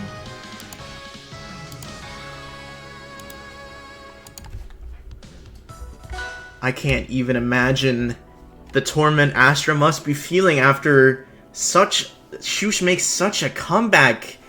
That was very well played, both of you. Yeah, incredibly well played to the both of them, but we're not finished yet. The final game of the set going to be on Swampy Estuary. I do believe that this is still in winners, and right now we're going to have to figure out who moves on in winner's side, who goes over to losers. After this, I do believe we only have enough time for one more of these pre-top 8 sets. I think it's going to be Jordan versus Fury in losers, so we will see how things go. I need to go make sure I get that set done. Actually, thank you. No, I'm pretty sure that's winners, but either way, that's just how things go.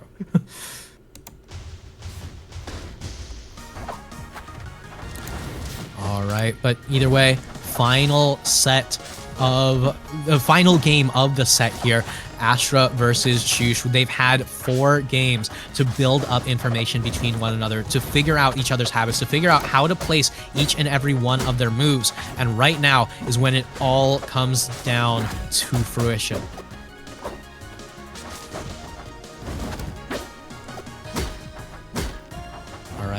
Double forward air coming in from Astra, putting Shush into a rough position here. Only 5% on the Luna, but we've seen those percent differentials made up very, very quickly by this Vakna. That's right. While Astra may be in the lead right now, we've seen just how it only takes a few hits for that percentage to go right back up to being even. Though this is a very good lead for Astra as of now. Very, very good lead here, but in the meantime, Shush just struggling to find a way past this onslaught of aerials. A single move will kill, and there we go. Regardless of it being a trade or not, still not going to be able to save Shush whatsoever.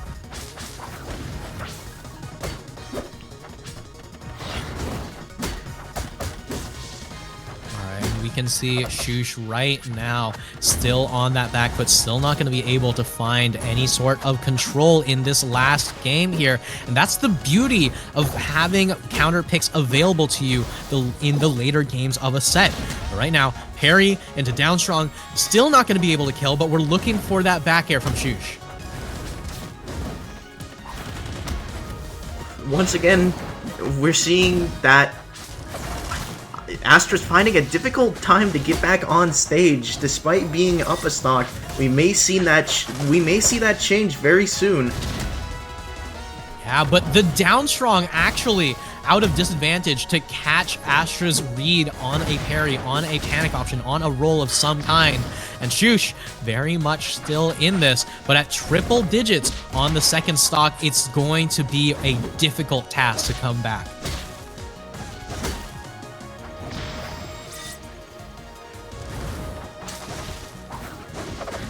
The constant trade's not quite going to be working out in Shush's favor here, as Astra not even looking to trade, just looking to take the victory. 50% and counting on the Vakna here. Astra still looking for an opportunity. Back air going to tip her, but not quite going to kill.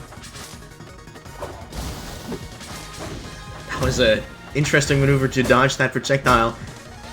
Does seem like... Ooh, one parry could make the difference. A charged up strong doesn't necessarily take it, but sets that percentage even further away. Yeah, I mean, that was like fully charged up strong on that roll read, and that's one of those moments where Astra just not quite going to be able to cash in on that habit read when it's going to kill, but you can see Astra very, very confident and feeling very, very strongly about this one.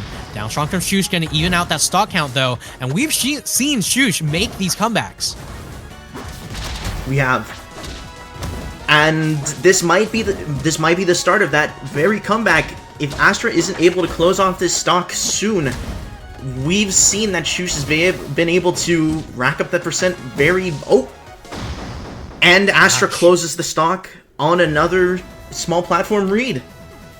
Yeah, I mean, able to catch Shush tech rolling on that top platform. Beautiful stuff coming in from Astra. The down throw, I'm going to cover every single option on that plat there. And in the end, that is going to be the set going over to Astral Flash. Actually need to find the next set that we need to stream. Yeah, I mean, unfortunately, we're not going to be able to get any of the loser sets on stream right now. The next set will be our last set up until the top 8 qualies, as far the top 8 sets, as far as I'm aware. I mean, I could be incorrect in that assumption. But in the meantime, right, we are still going to be getting some banger sets. At least we're hoping they're going to be banger sets, as we've pretty much only gotten bangers today, right? I mean, as far as I'm concerned, we've only managed to see some very, very strong players, very, very fun players to really watch do their thing. All right, got the next set up and loaded. This is going to be a really interesting set. Two very, very good players up in this winner's quarters set. Yeah, two very good players. On one side, you have J Millions, aka Jordan, and on the other side, you have Silent Fury. These are both characters that these two players are known for playing, so I'm not gonna be surprised if these are some really tense rounds. Silent Fury pulling up with the Daora, and Jordan pulling up with the Quodil. They've both made pretty decent names for themselves, as Jordan actually won the last Riptide with this character, and Fury is arguably the best Daora player out there right now. Yeah, I mean, honestly, I'm excited to see how things work out here.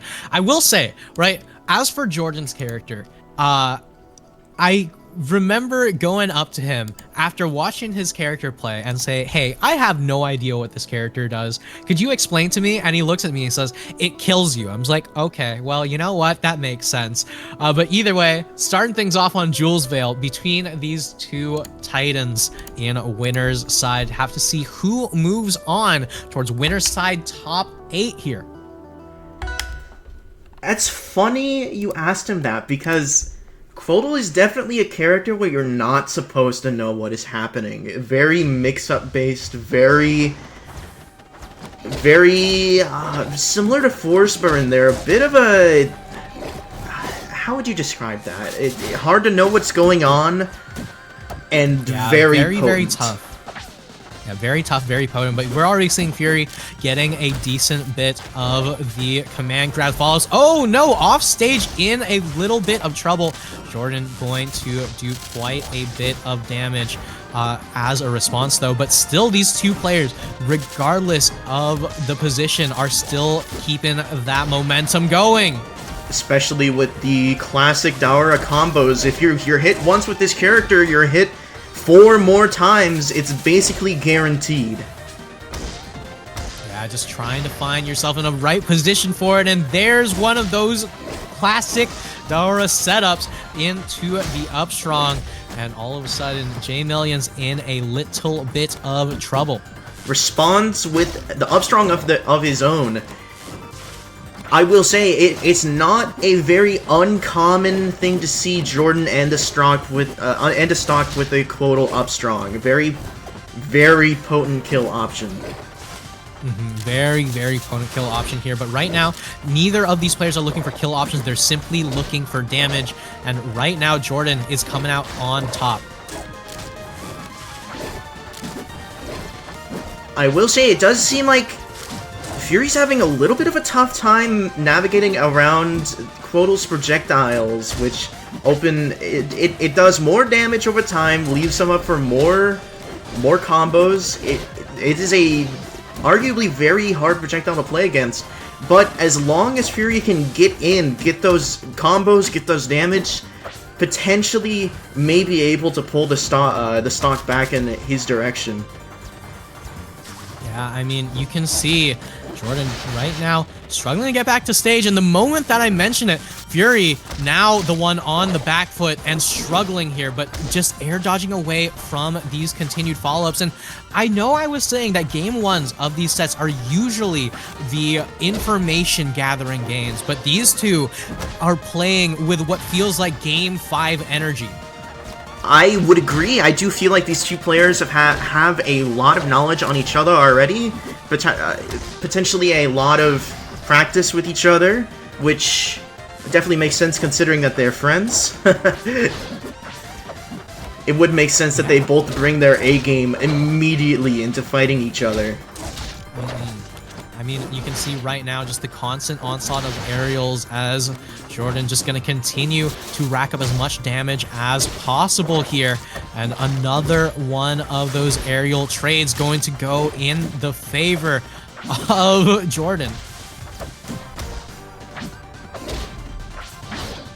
While Fury has been struggling to find some combos to get Jordan on, it does feel like Jordan has his own dower combos, as Fury just can't seem to catch a break against some of these confirms.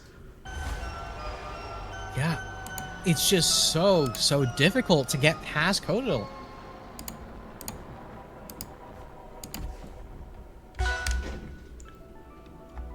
Moving on to game 2, we're bringing it to Tower of Heaven. Yet again, we're seeing a switch from a more neutral-heavy stage to one that could potentially lead to a little bit more pressure using the platforms. Yeah, I mean, the tri-plat layout still going to be very, very strong for both of these players. And we saw that Fury was just constantly going for a lot of these, you know, command grabs into aerial follow-ups. So it's a matter of being able to space around Kodal's numerous combo starters around these platforms. That's right.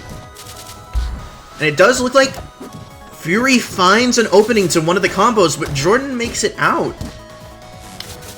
Doesn't matter. Keeping up the pressure. Yeah, keeping up the both pressure players keeping as up the pressure. Kodal is slowly building up in terms of percent. Fury on the Dora just not going to be backing away anytime soon, though. We're seeing the backer not quite able to land, but you can see just the mix-up game over and over and over again.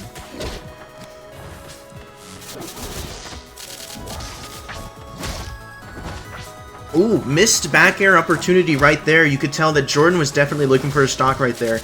But Fury makes it back and catches Jordan on the low, picks up some of the percent, and brings it to the ledge to take the kill. Yeah, all the way to the depths and all the way to the heavens, as Fury gonna be able to take Jordan on a wild as hell ride for stock number 1 and still looking to build up some extra credit. All the way to the heavens. That's right, Tower of Heavens. Yeah, I mean, either way, regardless of which tower we're on here, Fury is just looking to kick Jordan right off. But 62% on the Kodal's nothing to scoff at, especially with how much power the Dora has. As we're seeing here, that was a very potent kill setup. Jordan just couldn't make it out, no matter what. Yeah, I mean, just could not make it out here, but right now it's still going to be another one of those grab chains here for Fury, just going at it again and again, hit after hit. Jordan right now just trying to play a little bit of keep away, trying to get out of these crazy confirms. It's like, you know what? I'm not playing Tekken. I don't want to have to fight King right now. But right now, Fury setting up a dynasty of his own. It does kind of feel like these confirms and combos are kind of programmed into these players, and it's very, I'd say, impressive to see them executed on stream in this kind of format. They've been practicing these characters for so long just to show off what they've learned, show off what they're able to do. Yeah, I mean, you can see that right now they're just going at it toe-to-toe. Jordan close to that triple-digit percents. But right now, you can see it only takes one opening for Kotal to go crazy. But the stray down strong takes the game. Yeah, I mean, sometimes the only way to beat craziness is something that's super, super tried and true. Down strong going to be able to do it just fine. All right, game number 3, going over to Forest Floor.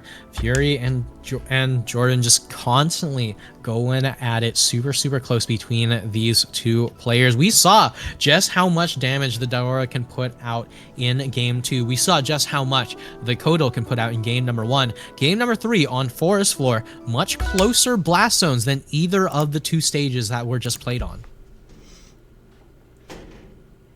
We're definitely going to be seeing some earlier kills, I'd say, on this stage, as these two characters ramp up damage super easily to get those nice confirmed kills. Yeah, super, super easily, super consistently. And it's not just a matter of the characters, it's also a matter of the players. As you can see, Fury just gets one opening, and all of a sudden, Jordan, very terrified. I'd say. Yeah, just from a few interactions, they're already at pretty much equal percent. It doesn't matter if Fury has that eye on them or not. They're gonna get these deep off-stage punishes. And yeah, what an incredible, oh my lord, charge read. Yeah, I mean, Fury right there just knew exactly where it was that Jordan was going to go. Throws a little bit of extra sauce on that up strong. But right now, it's not about the up strong. It's about the command grabs continuing. Fury has started up so much momentum and does not know how to stop. One more parry into down strong, still gonna be able to rack up more and more damage. Jordan in a little bit of trouble here is what I'd say if it wasn't a full stock down and almost a full lap in percent there. But now Fury gonna be able to take the stock lead once again. And what a commanding lead that is. It just feels as if Daora has these, Fury and Daora have these potentials to turn these games around and around and around in these circles where one interaction will just create these huge leads or make up huge deficits. Yeah, but right now you can see that Fury and Jordan are just still going at it. Triple digits on the Daora. Kotal can absolutely take these, but right now it's just a matter of actually being in the position to net yourself a kill. The Daora just constantly running forward with that command grab, with all of this damage, with the up strong just barely whiffing, but you can see Fury looking for that kill. Dacus. No, not quite gonna work out. But in the end, you know, Fury still looking for that opportunity. It really just needs one hit.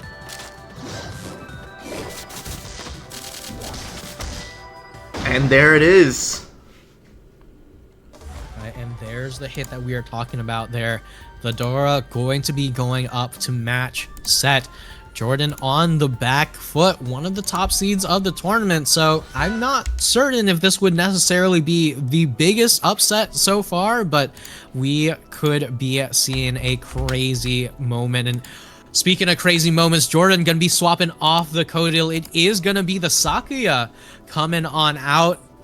I gotta say, yeah, go ahead. I know this character. Yeah? Very well-known Jordan pick, I'd say. He's been practicing the Sakuya even longer than Quodal, and as we've seen during the last few times he was in these positions, when it comes down to a tough time, Jordan will pull out his Sakuya and try to turn things around. Yeah, I mean, all I can say is shout-outs to Crankies at Toho Fest 2022, but that being said, right, this Sakuya is a different version of that character, right? No longer has the projectile back air. Instead, it is pretty much only the Joker style back air, while a lot of the moves are, relatively reminiscent of her moveset in Toho Hisensoku. This Sakuya very much a strong brawler, gonna be able to just get up close and personal with a character that wants to just hit you with so many command grab chains. So a very different change from Jordan here, but just remember, she is still a Toho character. She has a strong projectile game that you can fall back on. That's right. As I was about to mention, this matchup is definitely going to be a bit different, as Jordan now has a lot more projectiles at his command. As we're seeing now, despite being able to crouch cancel them, the damage will rack up. The damage will absolutely rack up, and we're seeing Jordan play at these mid-ranges, but right now, Fury says, alright, well, if you're just gonna play like that, what if I just go straight on in? Runs straight forward, gets a ton of damage, and the command grab chains are continuing, and Jordan's demise is also still continuing.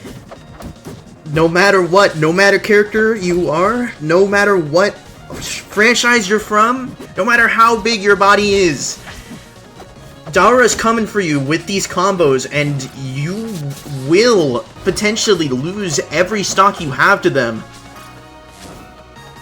You can see Jordan still trying to play the calm, cool, and collected Sakuya that we know him for. Just continuing to hold on to this stage control despite being the one down in stocks. Says, all right, you know what? I don't need to do anything crazy. If I just keep playing my game, if I can just keep myself from being hit, I can absolutely bring this one back here. But Fury right now still just looking to get a few trade hits here and there.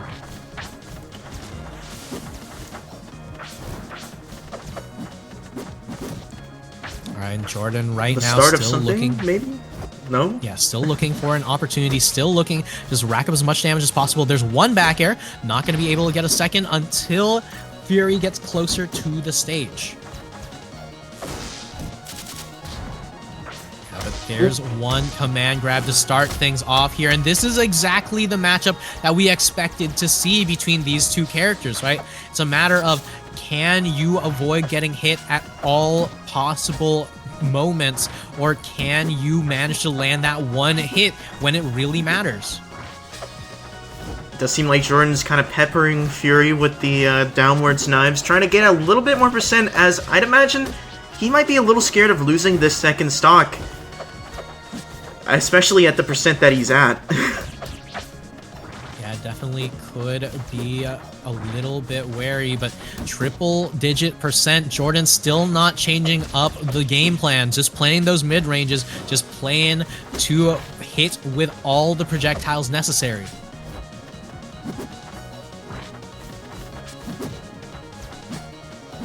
And actually, the percents have evened out. I swear, Fury was only at 20% a few seconds ago. Jordan's done a good job at catching up. Maybe this is the kind of percentage lead now that he might need to take this back. Yeah, but you can see Jordan with these back airs just gonna continue to keep Fury off stage and in so much trouble here. As it's exactly what we were talking about earlier, Robo, where it's just a matter of keeping to that same game plan. And Fury also keeping to the same game plan as well. As long as I can hit Jordan once, I can absolutely kill him. But Jordan just trying to avoid getting hit at all. That's right. I feel like there's definitely a bit of a certain mindset that you need to go into while knowing that you're going to fight Adora, because too many mistakes will lead to a game loss, and the fact that Jordan is playing so safe against Fury does say that I'm pretty sure that he's in control of just how fast he knows he's playing. Yeah, I mean, but the thing about having a game plan of just don't get hit is, while it's simple to say, it's hard to execute. Definitely Fury hard right in execution, now, that's still right. one hit away from netting that kill, but Jordan's still just gonna continue with the piecemeal hits over and over and over again. None of these projectiles getting parried, leaving Jordan in a very good spot, but any stray hit could kill. Looking for the back air. I think it was probably a safe option that Jordan stayed away from the approaching Daura trying to get back on stage, because one of those grabs could definitely mean losing the game. Will we see? No, misses the follow-up. Yeah, just does not pull correctly on that coin flip. But right now, Jordan looking for the tried, the true, the classic forward air off of the knives there.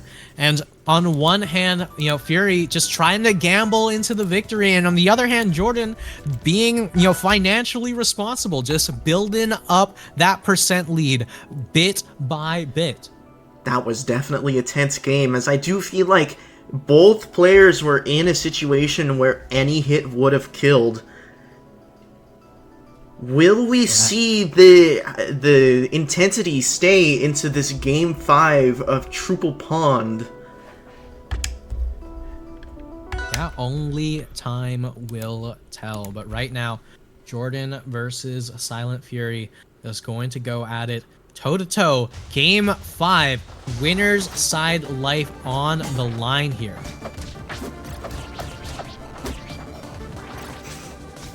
All right, and Triple Pond, the king, is already here. You know, wants to watch everything from game stock number 1, really. As Dora right now on the back foot, still once again going to be taking a lot of this early percent, but it's just a question of, does Fury have the ability to land that one combo star, that one opening onto Jordan? Wow, I definitely do believe the king will be pleased, as these players will definitely make a show. Jordan has been dominantly using this plat layout to stay away from Fury at pretty much all costs, and despite being in this combo right here, I do imagine that one stray aerial or one stray strong might take this first stock. Yeah, I mean, that's what we would say here, but Fury's hits are far from stray. The moment that a single one of them lands, it turns into so much more percent. I mean, Fury's had, what, maybe 1, 2 neutral wins here, and the percents are still relatively even between both of these players. Jordan, right now, 98% and counting, but still not the one to get the first stock. And it is going to be Fury netting that first stock despite all of the control from Jordan here. Looking for a back air, looking for the kill, going to be able to find it. And both these players keeping things as even as possible in game number 5. Here we go, the start of another Daura combo. Will we see just how high of a percent lead Fury may gain at the beginning of the second stock?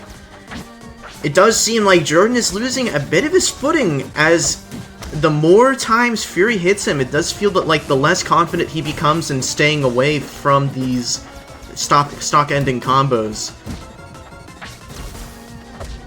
Yeah, I mean, it's just so difficult for Jordan here to stay away from these. The jab check not going to come through, and all of a sudden Fury with a full stock lead. But we've seen Jordan in this position before, and last time it was Jordan saying, all right, I'm just going to play keep away. I have these top platforms to work with. But this time around, there's a few more plats to work with, and the tri-plats layout not really working out in Jordan's favor. These back airs, on the other hand, doing a lot of work against Fury's Aura. No double jump.